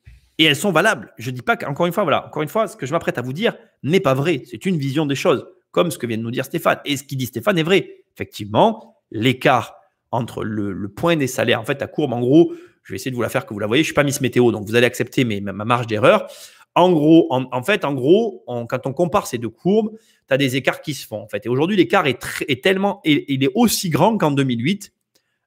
Et donc, il y a des gens qui disent que cet écart va causer une crise économique. Ce que vous devez comprendre par rapport à la crise de 2008 et qui fait que ceux qui font cette interprétation de courbe font une erreur, c'est qu'en 2008, la crise, elle était anticipable. Pourquoi? Parce qu'il suffisait d'aller sur le marché immobilier américain pour voir toutes les baraques qui ne se vendaient pas. Ce que vous ne comprenez pas, c'est que le marché immobilier, actuellement, il tourne. Et ce que vous ne comprenez pas, c'est que le marché immobilier français tourne parce qu'il y a énormément d'acheteurs étrangers. Bordeaux est claffi d'achats chinois. Paris est claffi d'achats. Marseille vient de se faire racheter par des fonds de pension. Et ça crée des déséquilibres parce que si vous voulez, ce que vous mesurez pas, c'est que tous les gens qui se retrouvent délogés, qui n'ont plus des logements, eux, ils doivent se reloger. Ce qui les fait sortir des villes parce que les villes sont prises d'assaut par les gens qui ont les moyens. Ce qui fait que les mecs vont à l'extérieur des villes pour aller se retrouver dans des petits villages où les prix n'ont pas encore monté. Ça fait monter les prix dans les petits villages, ce qui fait que les gens des petits villages peuvent… Bref, je ne vais pas vous raconter l'histoire de l'économie, mais vous la connaissez. Donc, je comprends l'analyse. Elle est juste. Encore une fois, elle est juste. Mais elle omet des données importantes. En 2008, quand cette courbe, on peut attribuer la crise de 2008 à plein de facteurs. On pourrait même dire que cette courbe, à elle seule, laissait présager que ça allait arriver. Mais pour moi, la réalité, c'était la réalité du marché. 2008, le marché, 2008, c'est pas vrai. En France, je dirais que c'est en 2009-2010 où le marché s'est vraiment commencé à vraiment ralentir. Et 2010-2012, ça c'est, mais il n'y avait plus de transactions immobilières.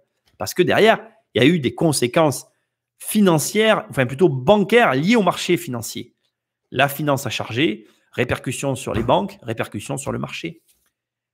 Hyper complexe en fait. Chaque crise est différente. Vous ne pouvez pas l'analyse, enfin ce que vient de dire Stéphane, était valable en 2008. Ça ne l'est pas aujourd'hui pour moi. Voilà. Mais j'entends. C'est un argument en même temps. C'est complexe, en fait.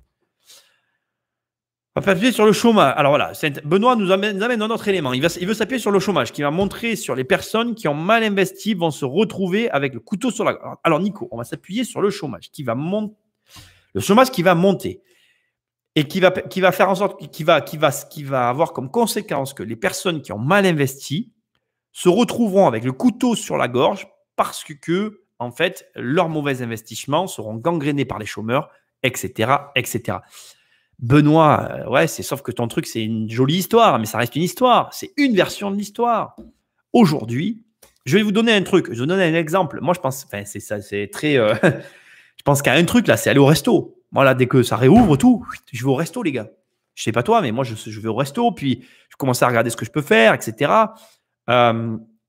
C'est complexe de dire ce qui va se passer. Déjà, pour moi, vous ne pouvez pas éluder le fait qu'il va y avoir une hausse de la consommation derrière, premièrement. Deuxièmement, là, au moment où on parle, tu as des mecs qui sont en train de se gaver. Les mecs, ouvrez les yeux. Il y a des mecs, au moment où on est en train de tous palabrer et réfléchir, il y a des mecs qui sont en train de se gaver. C'est comme ça, les crises. Il y en a qui se gavent, il y en a qui perdent tout. C'est la loi de la crise. Et il y en a qui les traversent. Parce que le jeu, au final, c'est ni de se gaver, ni de tout perdre. Il suffit juste de la traverser, la crise. Déjà, si tu sors de la crise, tu es déjà bien, quoi. Avec la même activité, je parle. Alors, bien évidemment, je souris en coin parce que j'ai joué pour que ce soit mon cas, mais si tu sors de la crise avec du cash, on est d'accord. C'est le top du top. Mais bon, voilà. Ce que je veux dire, c'est que tout ça, c'est que des histoires en réalité. Tu ne sais pas ce qui va se passer. Tu me racontes une histoire avec des chômeurs. Voilà, elle est belle. Si ça arrive, tu auras eu raison. Mais le problème, c'est que c'est une histoire anticipable. Et donc, ce n'est pas ce qui va se passer. Pour moi, tout ce que vous allez pouvoir sortir, ce n'est pas ce qui va arriver. C'est mon avis. Voilà. Ce qui va se passer, c'est ce qu'il y a de plus improbable. C'est aussi mon avis. Je bosse pour un constructeur et je suis en télétravail. Les gens se font chier et se penchent sur leurs projets IMO. Je suis loin du chômage technique. Moi, je vais vous dire qu'aujourd'hui, des retours que j'ai sur le terrain, je vous le dis, l'immobilier n'est pas prêt de chuter. Voilà, c'est mon opinion, c'est mon avis. J'espère me tromper encore une fois, parce que ma projection que j'ai dans mon esprit, si elle se fait, elle finira, comme le dit Benoît, sur une crise, mais différente de celle que voit Benoît. Et le cycle recommencera. Regarde en 2008, me dit Benoît, le marché avait baissé. Et là, on va être dans une crise bien pire que 2008. Donc, explique-moi comment ça peut ne pas baisser. Alors, je vais t'expliquer, Benoît, comment ça peut ne pas baisser. En réalité, ce qui s'est passé ici, en fait, si tu veux, en 2008, ce qui s'est passé, c'est que c'était spécifiquement une crise immobilière qui faisait suite à à une succession de masse monétaire qui avait été pendant des années investie sur les marchés financiers et qui, pendant une période donnée, pour tout un tas de raisons, tout l'argent qui allait avant en bourse, sur les marchés de la tech, machin bidule, tout l'argent s'est retrouvé sur des marchés immobiliers. Et ça a engendré une crise, pour le coup, proche d'une crise systémique, puisque des banques ont fait faillite. il y a eu il y a eu il y a eu des manigances, enfin, il y a eu comment dire, il y a eu notamment par rapport à ce qui s'est passé en Grèce, des choses qui se sont passées. Bon, on ne va pas rentrer dans tout ça parce que ça serait trop long à expliquer, mais ce que j'essaye de te dire, c'est que là où tu te méprends, c'est qu'en 2008, ce qui s'est passé, c'est que c'est ce qui va arriver ici. D'abord, malheureusement, toutes les personnes à flux tendu ont été éjectées du marché. Bon, premièrement, tous les acteurs vérolés ont été éjectés du marché, mais ça, c'est du manque à gagner pour l'économie, c'est certain, mais c'est pas un mal en soi. Quand un mec qui fait mal son travail est éjecté du boulot, voilà. Ce qui est dramatique, c'est la perte de production de richesse qui a considérablement baissé. Pourquoi? Parce qu'il y a eu énormément de gens spoilés dans cette histoire, parce qu'ils ont acheté des biens à des prix mais lunaires. Et d'ailleurs, moi, les quelques affaires que je trouvais, c'était très compliqué à sortir. Et d'ailleurs, j'en ai pas sorti. Parce que les gens qui connaissaient réellement le marché avaient du mal à professer. On ne va pas se mentir. Donc, ce que moi, j'essaye de te dire, c'est que la catastrophe que tu prédis, d'abord, elle ne peut pas arriver. Pourquoi? Parce que toutes les énergies actuelles tendent vers le fait qu'elles n'arrivent pas. Tout l'argent, tout est mis sur la table pour que ça n'arrive pas. Et devine quoi? Quand tout le monde force à fond pour qu'un truc n'arrive pas, il y a peu de chances pour que ça arrive. Ils vont tout faire pour pas que ça arrive. C'est ce à quoi travaille tout le monde actuellement. Donc, pour moi, ça ne peut pas arriver dans le sens où ça ne peut pas arriver à l'échelle de 2008. Par contre, il va se passer des choses qu'on ne mesure pas. Et là, je suis d'accord avec toi. C'est sur ce point-là. C'est-à-dire que toutes ces forces qui agissent pour empêcher une chose qu'elle arrive, ils vont l'empêcher, mais pour peut-être provoquer quelque chose de pire. Et c'est là où je suis d'accord avec toi. Mais quoi? Je ne le sais pas. Et par quoi ça va se traduire? Je ne le sais pas non plus. Je ne suis pas devin. Voilà. Ça ne répond pas du tout à nos questions, je sais, mais c'est ce que je crois. Bon. Ok.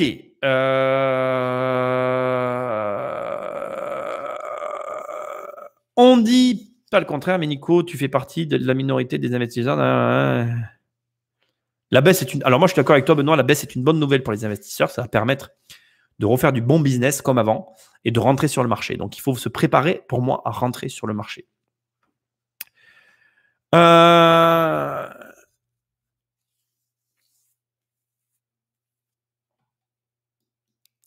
je passe vos discussions entre vous. 1000 mètres carrés, oui, j'ai déjà vu sur mon marché. Ouais, ben c'est ça. Mais qui s'est vendu à un prix, mais je me gabille, voilà. Je me perds dans les commentaires. Attendez, je suis là. Alors, attendez.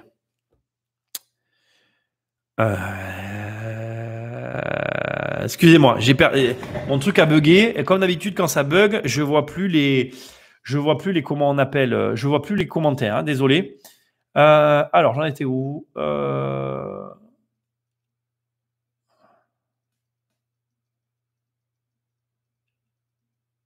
Bon, attendez, je prends les derniers commentaires parce que je suis parti. J'ai tout perdu. Donc, je prends les derniers commentaires. Alors, Yes Carnot, c'est rare. LOL. Alors, on va essayer de remonter.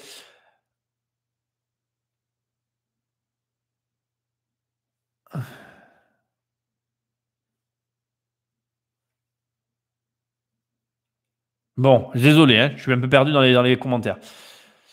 Il vous parlait de visite de ville aussi. C'est votre faute, hein, vous parlez entre vous, il n'y a plus de questions. J'aime pas trop Béziers, nanana. Chacun crée sa réalité basique. Ah, Yannick, j'aime bien ta remarque. Oui, je suis d'accord avec Yannick. Ça, c'est intéressant. On crée tous notre réalité et aussi en fonction des informations qu'on reçoit. Et ça, c'est très important de le comprendre parce que ça influence grandement la réalité dans laquelle on vit. Les réalités, après, finissent par s'entrechoquer et la vraie réalité apparaît très souvent après coup. C'est compliqué à comprendre, mais c'est comme ça que ça se passe.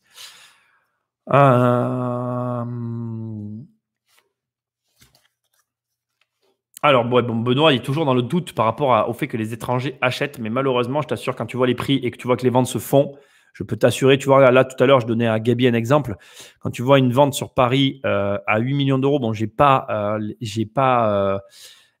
comment dire, j'ai pas les détails de la transaction, mais en intra de Paris, je t'assure, il y a toujours des Parisiens qui achètent, mais il y a aussi énormément d'étrangers. Il faut l'entendre. C'est une réalité de marché, malheureusement après, parce que c'est vrai que bon voilà, c'est comme ça. Écoute, malheureusement, je perds vos commentaires. Je suis vraiment désolé. C'est pas que je les perds, c'est que le fil s'actualisant, voilà, je rate des trucs. Voilà, là ça y est, j'ai repris le fil. Non, mais Nico, les étrangers, je suis pas d'accord. Exemple, la Bretagne désertée par les Anglais. Je suis bien d'accord, mais sur les grandes métropoles, mais c'est une minorité du marché. Bah écoute Benoît, c'est toujours pareil, les marchés sont tellement différents et l'immobilier est c'est tellement un micro-marché que oui, ta remarque elle est valable, mais ça dépend encore des lieux. Moi, dans ma région, il y a énormément d'étrangers, mec. Et alors, si tu vas vers Nice, là-bas, en fait, ça dépend des marchés. C'est très, très aléatoire. Et puis, tu as des micro-marchés. Moi, vers chez moi, alors, vous l'avez remarqué, je ne vous parle jamais des endroits où j'investis parce que, voilà, je ne peux pas vous en parler, c'est comme ça. Mais vers chez moi, il y a des micro-marchés. Moi, il y a un micro-marché qui est pris d'assaut par les étrangers, mais pris d'assaut depuis toujours. Et tu ne peux pas y aller. Il y a carrément une ville entière où, si limite, si tu n'es pas anglais ou étranger, tu ne te sens même plus en France. Donc, tu ne peux pas parler comme ça. Ça dépend totalement des endroits. Il y a des endroits où oui, c'est vrai ce que tu dis. Il y a des endroits où c'est totalement faux. Et c'est la vie, en fait. C'est comme ça. Et le problème d'un marché, c'est qu'il est global. Aujourd'hui, on est sur un marché global. Et je me rends compte que toi, comme beaucoup de gens, vous avez du mal à intégrer ça. On est sur un marché global. Quand je vois les mecs en France, moi, je veux 35 heures. Moi, dans ma famille, il y a des gens qui ne veulent pas bosser. Et je suis désespéré parce qu'ils ne comprennent pas, en fait. Ouais, c'était mieux avant, mais c'était pas mieux avant. Pendant que toi, tu es là à réfléchir à ton micro-marché, tu es en concurrence. J'écoutais un truc tout à l'heure, les gars. Aux États-Unis, il y a des mecs qui bossent 17 heures par jour, 5 jours par semaine. Ma mère, elle me dit ouais, c'est de la merde, tu te rends compte ce que tu dis, ça peut pas être bien. Je dis mais attends, tu comprends pas en fait. Le mec, il est d'accord. Je suis pas en train de te dire que c'est bien ou pas. Il faut retirer nos propres sentiments par rapport à tout ça. Je suis pas en train de vous dire que c'est bien de travailler 17 heures. Le fond du problème, il n'est pas d'avoir un jugement moral sur le fait que ce soit bien ou pas de travailler 17 heures par jour. Le fond du problème, c'est qu'il y a des gens qui acceptent de le faire. Et que tu te retrouves fatalement en concurrence avec ces gens-là. Ça ne veut pas dire que tu dois travailler 17 heures. Ce n'est pas ce que je dis. Je dis juste que ce gars-là, il a expliqué le salaire qu'il gagne, il a expliqué sa vie et tout. On est très loin du salaire français. Hein. Lui, il ne gagne pas 3000 balles par mois. Non, non, non, du tout. Tu peux multiplier, rajouter des zéros, faire tous les trucs que tu veux. On est sur des montants stratosphériques. Ce n'est pas le problème. Non, non. Le problème, c'est que ce mec accepte de travailler 17 heures. Il le fait pour l'argent. Il gagne beaucoup d'argent et il se sert de son argent pour faire ce qu'il veut. Et le problème, c'est que toi, tu peux ne pas être d'accord, mais dans un marché globalisé où aujourd'hui, moi, de la France, aujourd'hui, je peux investir n'importe où dans le monde parce que comme lui peut investir n'importe où dans le monde. Il peut se payer une baraque. Moi, dans le village où je me trouve, il peut se payer une baraque ici, une baraque à Paris, des baraques aux États-Unis, des baraques partout, en fait, le mec, sans entacher ou entamer son budget de vie. C'est le fond du problème, en fait. Et c'est ce que les Français, en tout cas, moi, je parle de mon pays, certains Français que je fréquente n'arrivent pas à évaluer, en fait. Si tu n'arrives pas à évaluer ça, tu ne comprends pas. En fait, la crise, les mecs, je vais vous dire quelque chose. Il y en a qui croient qu'on est en train de la prendre dans les dents, mais on la vit depuis un certain temps déjà. Et on ne vit pas une crise. On vit pas une crise. Je ne crois pas qu'on vive une crise, comment dirais-je, au sens où vous l'entendez. On vit une crise, pour moi, on est dans une vraie crise où tout individu qu'on est, on doit se remettre en question sur plein de choses. Et même des choses qui nous heurtent personnellement. J'ai tendance à croire qu'aujourd'hui, si on ne change pas nos manières d'être, malheureusement, parce que c'est super l'idée des 35 heures. Hein. Moi, je trouve ça serait top d'avoir un méga niveau de vie en travaillant que 35 heures. Moi, je suis pas de ceux qui lutteraient contre ce phénomène. Le fond du problème, c'est qu'encore une fois, on est en concurrence avec le monde. Et Benoît, c'est bien beau de ne pas vouloir l'entendre, mais c'est quand même la réalité. Et de la même façon que moi, je suis en train de regarder pour investir à l'étranger, dis-toi qu'il y a des gens qui investissent en France. C'est une réalité. Voilà, je veux que tu l'entendes. Tu dois le prendre en considération, c'est important. Moi, je peux te dire qu'il y a quelques années de ça, j'ai voulu racheter un bien à un Anglais. C'était un Anglais qui possédait un bien en France. Bon, il l'avait acheté trop cher, mais c'était comme ça. Beaucoup de travaux et de changements. Quand même, peut-être, ça va changer. Bon, vous parlez d'une ville. Alors, il faut montrer une courbe. Bon, voilà, ça, c'est bon. Tu parles que des grandes villes. Non, je ne parle pas que des grandes villes, mec. Et je ne parle pas... Non, j'ai pas de chiffres, Benoît. Je te parle de retour de.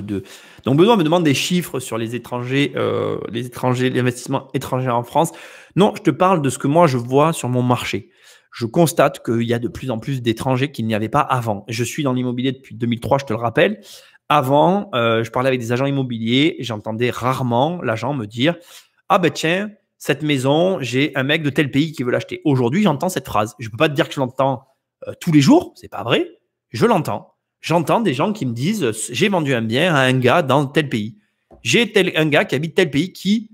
Nanana. J'entends cette phrase beaucoup plus qu'avant. Voilà. Donc toi, tu me sors un chiffre, mais je ne suis pas. Après, Les chiffres, encore une fois, on va parler des chiffres, c'est intéressant. J'ai pas les données là, je te les sortirai, je te les rechercherai, c'est intéressant. Les chiffres, les gens leur font dire aux chiffres tout ce qu'ils veulent. Quand tu découvres, par exemple, quand tu découvres que tu as des chiffres qui prennent pas en compte les transactions sur l'ancien et sur comment on appelle, sur l'ancien et sur le marché de l'occasion, c'est lunaire. Sachant que l'ancien représente un énorme volume du marché. Les chiffres, moi, je m'adapte. Écoute, tu vois, Benoît, c'est là où, en fait, je crois que la discussion, on ne pourra jamais tomber d'accord parce qu'en fait, moi, je me fie à ce que je ressens sur un marché. Je n'écoute pas la télé, je ne regarde pas les chiffres. Tout ça, ça ne m'a jamais intéressé. Moi, ce qui m'intéresse, c'est les gens que je côtoie, en fait. Ma réalité, la réalité du terrain. Le reste, ça ne m'intéresse pas, en fait. Pourquoi? Parce que c'est du blabla. Un jour, j'ai participé à un sondage. Ce sondage, j'ai demandé aux personnes auprès de quelle population ils le faisaient. Ça m'a fait mourir de rire. Les gens m'ont dit, on est payé pour faire ce sondage, on ne prend que les gens qui passent par ce chemin devant l'entrée de ce supermarché. Dans ma tête, je me suis dit, mec, mais c'est débile ton truc. En quoi ça représente la population française? C'est n'importe quoi. C'est des sondages. C'est du pipeau. Voilà, je te le dis. Hein. Malheureusement, j'y crois, mais alors pas du tout. On peut me sortir les chiffres de n'importe quoi pour moi. C'est encore un avis personnel. Il ne faut pas m'écouter, il faut m'entendre. Je vous dis juste voilà, ce que je ressens. Il est possible que les prix augmentent et les taux d'intérêt restent bas. Et si la demande reste stable, les prix baisseront. Si la rupture de confiance en l'avenir perdure, très probable. Alors moi, tous millionnaires, attends, je finis. Si l'offre reste au moins stationnaire, peu probable. Et si l'économie ne subit pas les faillites systémiques, pas systématiques, systémiques, la somme des effets plaide en faveur de la baisse des prix au moins à moyen terme. Ouais, il y a juste un truc que tu n'as pas prévu, c'est que les taux directeurs restent au même niveau et que les banques augmentent leurs taux. Mais enfin, on verra. Écoute, tu peux pas dire que le chômage ne va pas exploser.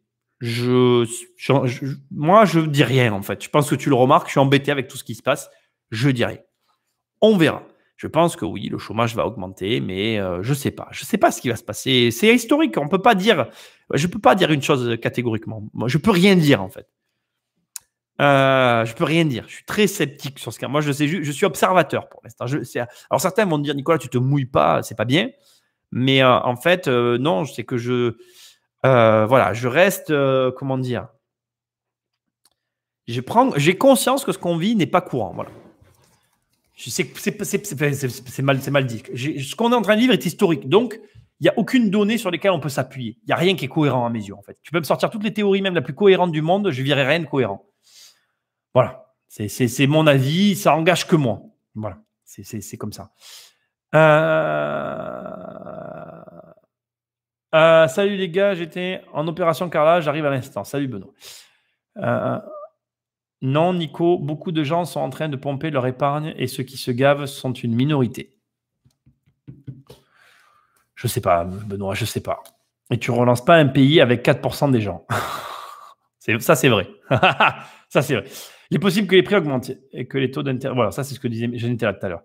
Non, mais Nico, là, tu déconnes. Bon, ça vire à tour de bras ça vire à tour de bras des prestations dans l'informatique. Ce qui va se passer, c'est que tu vas en prendre une, Jérôme. Arrête avec le riz, CF Bigard.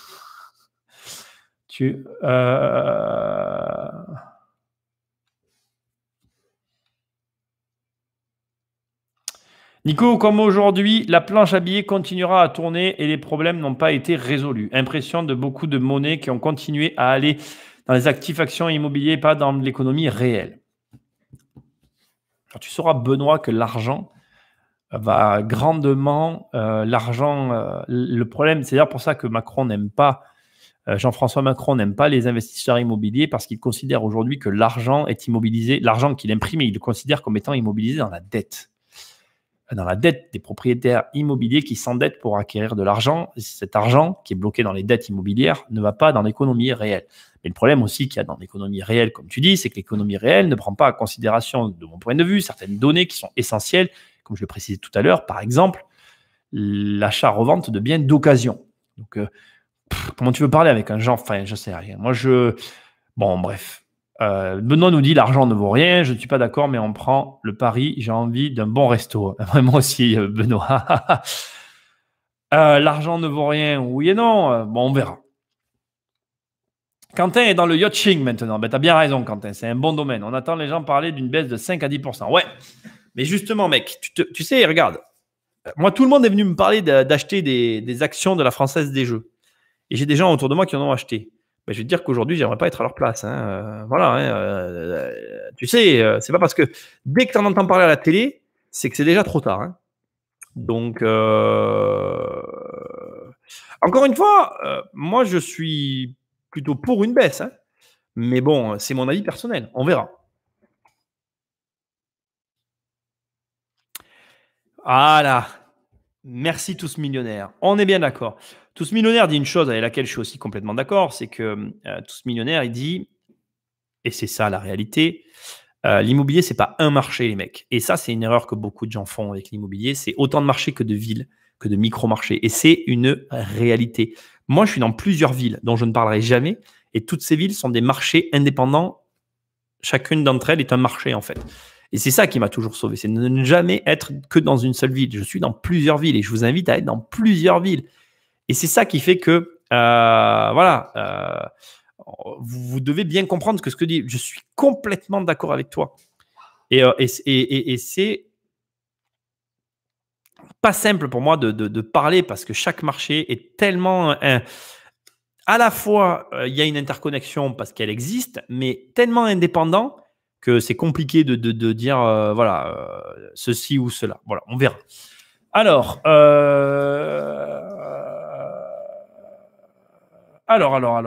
le problème en France étant salarié, même si tu es un cadre au forfait, tu travailles 14 heures par jour et tu gagneras jamais les montants que tu gagnes aux US. Ça, c'est vrai, Benoît, tu as raison. Les US ont un système très différent du nôtre. On est d'accord, on va pas parler de ça. C'est un vrai débat, c'est un vrai sujet. J'ai vu qu'à un moment donné, tu as Julien qui m'a dit, tu n'as pas répondu à ma question. Alors, j'ai raté. Voilà, j'étais là pour. Je suis désolé, il y a eu beaucoup de commentaires ce soir. J'ai un peu fait n'importe quoi avec l'espace commentaire. Alors, Julien, tu m'as dit, tu n'as pas répondu sur le secteur de l'agence. Alors, je remonte, je ne vois pas ta question. Je cherche la question de Julien. Je découvre des questions que j'ai ratées. J'ai vu un mec, il a acheté un immeuble à 16 000 euros sur une autre chaîne. C'est du pipeau? Non, Laurent, c'est pas du pipeau. Il y a des biens à 16 000 euros. Tout est possible. Moi, j'ai déjà acheté des biens à moins de 20 000 balles et crois-moi, ça vaut grave le coup. Après, quand tu sais faire ce genre d'affaires, c'est intéressant. Ça ne court pas les rues. Hein, on va pas se mentir. Bon, Julien, si je vois une question là-haut. Si on parlait d'investissement dans les commerces, bureaux, etc., c'est ça? Non, c'est pas ça. Bon, Julien, repose ta question tout en bas. Je ne l'ai pas vu ta question, Julien. Voilà. Quand tu auras le temps, je veux bien un live investissement commerce, bureau. Moins du concurrent, ça fait peur à beaucoup de monde. Ah bon? Ouais, tu veux bien.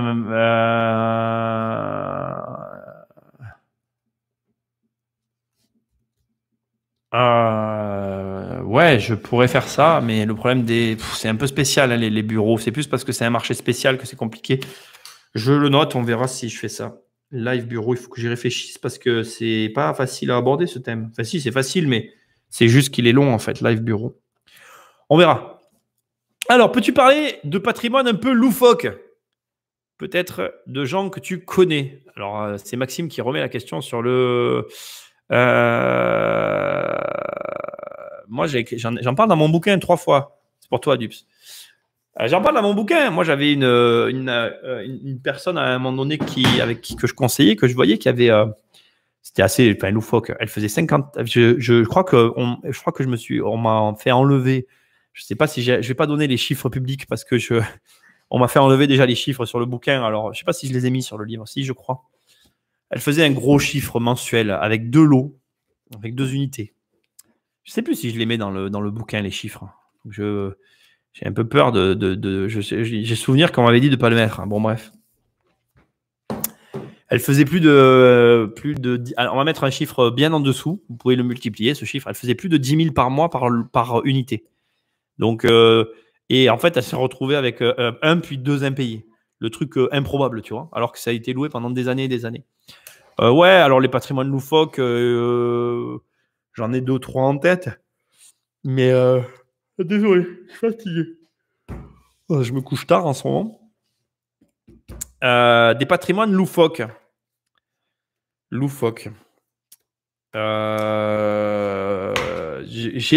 J'ai connu quelqu'un qui avait des. On n'y pense pas, il avait des pontons de bateau à louer.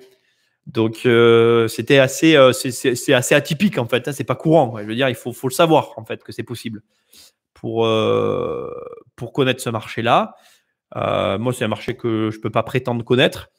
Après, des patrimoines loufoques, je peux raconter une histoire drôle sur. C'est pas. Est-ce que c'est un patrimoine? Non. Je peux raconter une histoire drôle. Je vais juste parler de ça et après je vais arrêter avec ce sujet-là, même s'il pourrait être intéressant à être développé. J'ai connu quelqu'un qui était. Alors c'est pas, ça va pas peut-être vous contenter, hein, mais ça sera ça et rien d'autre.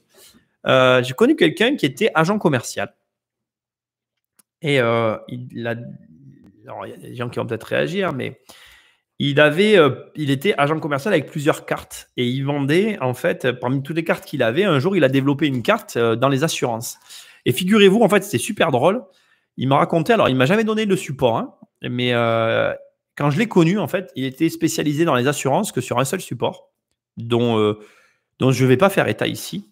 Mais la particularité de ce support, c'était qu'en fait, il avait deux choix de rémunération possibles, soit mensuel, soit une prime, payée au comptant.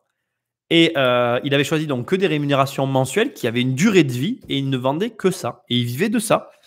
Et je m'en rappelle, ça m'avait marqué. Alors, je ne sais pas s'il travaille toujours dans ce domaine, je ne sais pas si ce domaine rémunère toujours de la même façon. Enfin, il y a plein de conditionnels. C'est quelqu'un que j'ai connu il y a plusieurs années de ça.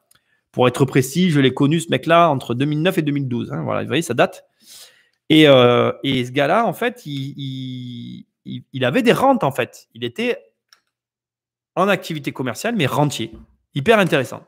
Voilà. Donc, il y a plein de manières de gagner de l'argent. Effectivement, les patrimoines loufoques, ça existe. Je rentre pas plus dans le détail. Il va se faire l'heure pour moi. Je vais partir. Hein. Ça fait quand même 1h30, les mecs. Hein. Beau live. Salut à tous ceux qui nous ont rejoints. On est monté quand même au pic. On était quand même monté à 70 personnes, tout support confondu. C'est super. Je vous remercie d'être autant présents. Ça me fait très plaisir. Venez nombreux. Venez nombreux. Donc, on n'aura pas du tout parlé des SCI. Venez nombreux jeudi, demain et vendredi. Alors, mercredi, jeudi et vendredi parce que ça va être vraiment cool. Donc, je vais prendre un peu vos dernières réactions. Donc, investissez dans les péniches. Tu as raison, Maxime. Bon investissement. Il y en a qui achètent des bateaux pour les louer en Airbnb, effectivement, en compte de quittation pour l'amarrage. Je te demande le rayon d'action. Live, formation. Quand déjà je ferai le live sur les formations le vendredi 11, Gabi. Le vendredi 11, parce que j'ai beaucoup de questions. Je vais les regrouper pour y répondre, pour un peu expliquer, parce que c'est vrai qu'il y a beaucoup de questions et j'arrive pas à répondre à tout le monde. Voilà, je suis désolé d'ailleurs. J'essaye de faire de mon mieux, mais là, je me suis lancé dans ce bouquin, je veux le finir maintenant. Je suis à la 60e page, j'ai écrit 20 000 mots, corps 12, taille de page A4, et je pense que je ferai un petit livre. Ça sera un tout petit livre que je sortirai dès qu'il sera fini. Il est en phase de se finir. Tu partages des royalties sur le livre à chaque fois que Nico te cite. Fais pas ton radin. Non, mais Dups, il a des actions, il ne veut pas vous le dire. C'est un actionnaire, hein, Dups. Pourquoi vouloir que le marché baisse pour toi? Que ferais-tu à ce moment-là? Tonio, écoute, moi, je suis rentré dans un marché haussier dans l'immobilier et j'ai créé, et là où j'ai été le plus prolifique, parce que, en fait, tu veux, les marchés haussiers sont faciles, il n'y a rien à faire pour gagner de l'argent. Et comme même un idiot est capable de gagner de l'argent, dans un marché haussier, il y a beaucoup de monde. Par contre, dans un marché baissier, tu peux prendre des positions et si tu as des bonnes stratégies, tu récoltes les fruits lors du marché haussier. C'est là où tu, finalement, as le plus de possibilités pour prendre des positions. Et moi, aujourd'hui, avec la stratégie que j'emploie au quotidien, si tu veux, j'ai l'avantage de d'abord être en phase d'achat relativement…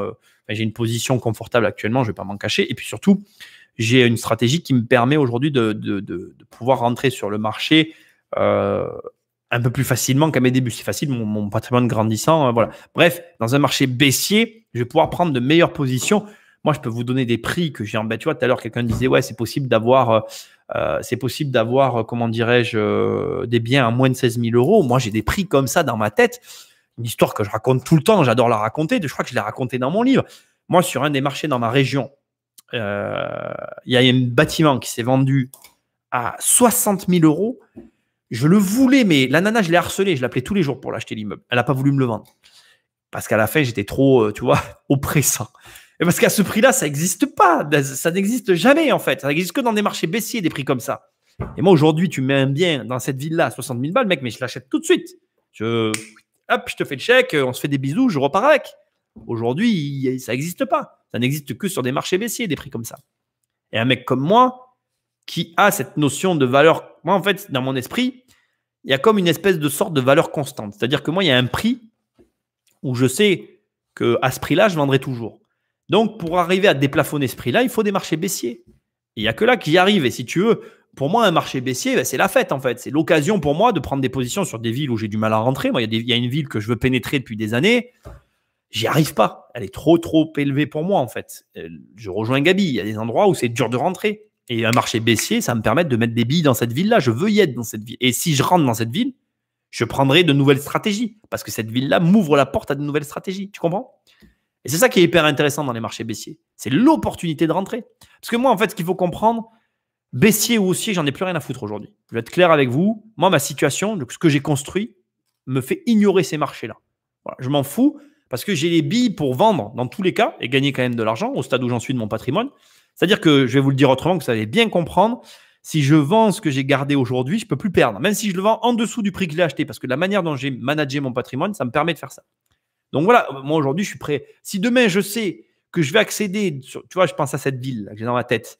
Si là, demain, il y a à nouveau un immeuble à 60 000 balles, même je vais te dire mieux que ça, dans ma région, en 2012, il y a des villes qui étaient baissières aussi, qui étaient parce que suite à la crise, nous, on a, bon bref, voilà, il y a eu des villes dans ma région qui étaient baissières en 2012.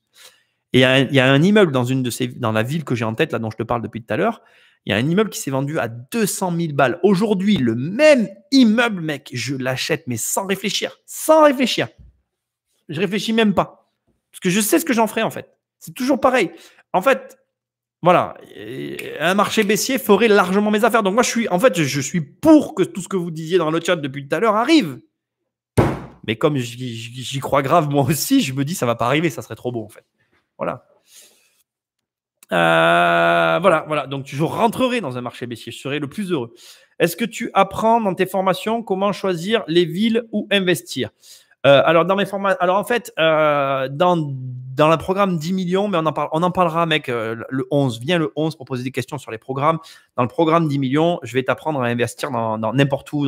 C'est une des premières vidéos que j'ai commencé à faire. Je suis bloqué parce que pour finir, en fait, tous mes programmes sont complets. Quand tu achètes les programmes, tu as tout.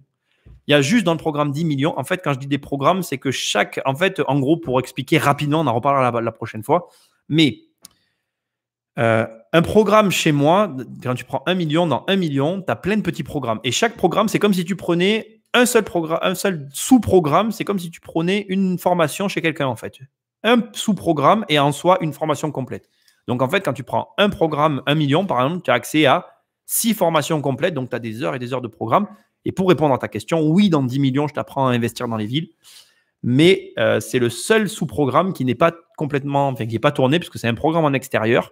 Je suis en plein tournage là. Enfin, on a fait les tournages, on doit les continuer, mais je suis bloqué, confiné, donc je ne peux pas les finir. Voilà, donc je répondrai à tout ça. Le samedi 11 avril, je ferai ce live là-dessus. Moi, je suis assez d'accord avec toi, normalement, mais pour FDJ, j'en ai pris pour voir. J'ai fait 50%, j'ai tout largué. Et merci FDJ, mieux que le loto. Ouais, c'est la française. De toute façon, les mecs, dès que vous entendez parler de quelque chose, tu vois, regardez, ça y est, moi, je vois tout le monde, je vois des articles qui sortent. Ça y est, l'immobilier va baisser, les gars. Pour moi, ça pue. Alors, j'aimerais que ça baisse. Franchement, encore une fois, je suis partisan, j'aimerais que ça baisse. J'ai envie d'y croire. Mais pour que tout le monde en parle comme ça, c'est pas possible, ça va pas arriver. Il va se passer autre chose. Oui, Telford, le podcast est sorti. Il est sur Christian Audigier. J'ai kiffé faire ce podcast, les gars. Écoutez ce podcast, il est énormissime. Nico, pour l'augmentation des taux de spreads appliqués par les banques, je suis 100% d'accord avec toi, car les banques vont considérer que l'économie est exposée à davantage de risques. Mec, je suis complètement d'accord avec toi. Et ça, tu ne l'as pas dit dans ton explication tout à l'heure. Moi, je m'attends à ce qu'il y ait une réhausse de leur part sur les marges. C'est ça que j'attends, les gars. On verra. J'attends. Voilà, j'ai un peu du mal à vous en parler parce que c'est compliqué. Voilà. C'est compliqué pour moi de vous donner mon avis parce que j'ai besoin, en fait, pour finaliser mon avis, j'ai besoin que l'économie reparte et très rapidement, je vais finir de le forger avec ce que je vais voir. Voilà. Et je vous dirai là, je referai des. Ce que je ferai, c'est que je continuerai un peu les lives quand l'économie repartira, juste pour vous donner la tendance et vous donner les mouvements que je fais. Daniel, Daniel, j'ai vu ce que tu as écrit. Je ne regarde pas la télé non plus, Nico. Oui, mais tu as des informations qui viennent des grands médias, parce que ce que tu dis, ça vient des grands médias. À Marseille, les Américains avaient acheté toute la rue de la République avant même que les gros travaux commencent dans la ville. Je sais, Quentin. Je suis au courant. Je suis au courant. Voilà, écoutez, bon, on a bouclé super live. La courbe de Frigide, tu la vois jamais à la télé. Ah, ça, c'est sûr. Là, on est d'accord. On est bien d'accord. Je note parce que c'est intéressant ce que tu viens de dire. Dups nous dit, on est d'accord, Dups, c'est comme le vote, c'est du pipeau, les chiffres sont truqués, c'est pour ça que je ne vote pas. Allez, une pièce de plus. Je peux pas la saisir, Dups, c'est la fin de l'émission, mais elle était bien placée, celle-là. Bon, les gars, je suis super content. Tu reçois les courriers. Écoute, c'est marrant que tu me poses la question. J'ai un... Non. Non, j'ai pas reçu ton courrier, Gabi, mais je vais le recevoir. Il y a 15 jours de délai de toute façon, hein, entre le moment où tu l'envoies et que je le reçois. Donc, je m'attends. Odigier est un mafieux. Dups, écoute mon émission, s'il te plaît. Je sais ce que pensent les gens d'Odigier. J'ai fait beaucoup de recherches, j'ai lu son bouquin, j'ai beaucoup travaillé. Je t'assure qu'il n'y a pas d'informations qui corroborent le fait que ce soit un mafieux, premièrement. Et deuxièmement, il y a eu des chiffres de ses ventes qui ont été publiés. Donc, après, effectivement, sur Von Dutch, il y a eu des problématiques. Écoutez l'émission. Écoutez l'émission. Il y a Anguille sur Roche. Écoutez l'émission. Même si tu es propriétaire, l'État te taxe de ouf. Saïd, écoute. Si tu payes des impôts, c'est que tu gagnes de l'argent. Ça, c'est un argument de gens qui ne gagnent pas d'argent. Désolé, mais c'est comme ça. Non, c'est les notaires qui me le proposent. J'ai vu les relais. Clairement, depuis quelques jours, je constate ici que les banques ont augmenté les marges. Ah, mais c'est que le début. Vous allez voir, les mecs. Vous allez voir que les taux remontent. C'est pas plus mal. Par contre, va falloir remonter les taux d'usure, sinon la compression va sortir beaucoup le demande du marché. L'ex-mari de la cousine de ma femme était proche de lui. Il est rentré en France 6 mois après. Il prenait une balle dans la tête. L'ex-mari de la cousine. Oh là là, c'est compliqué. Ça, c'est des trucs que je comprends pas du tout. Vous savez, moi, je suis fils unique, j'ai pas de famille, c'est complexe. L'ex-mari de la cousine de ma femme. Ok. Était proche de lui, il est rentré en France 6 mois après, il prenait une balle dans la tête. Il est mort du cancer, mec. Hein. Je ne sais pas si tu es au courant. Sacré prix au mètre carré, tous millionnaires. Julien, 83. Oui, mais beaucoup trop. Allez, les gars, on s'en tient là. Écoutez l'émission, elle est cool. Merci d'être aussi présent. On se retrouve demain pour investir aux USA. Ça va être une super émission. Pensez à en parler autour de vous. Jeudi, il y a Jérôme avec nous qui va vous parler de notre projet, tout simplement. On a fait une émission de ouf, là, 1h40, ça aura duré assez longtemps. Et vendredi, on a Enzo Honoré. Semaine prochaine, on verra comment on fait. Vendredi prochain, on parlera des programmes. Bonne soirée à tous, je suis super content. Bon confinement, restez chez vous. Et je vous dis à demain. Bonne soirée. Ciao, ciao. Et voilà, c'est fini.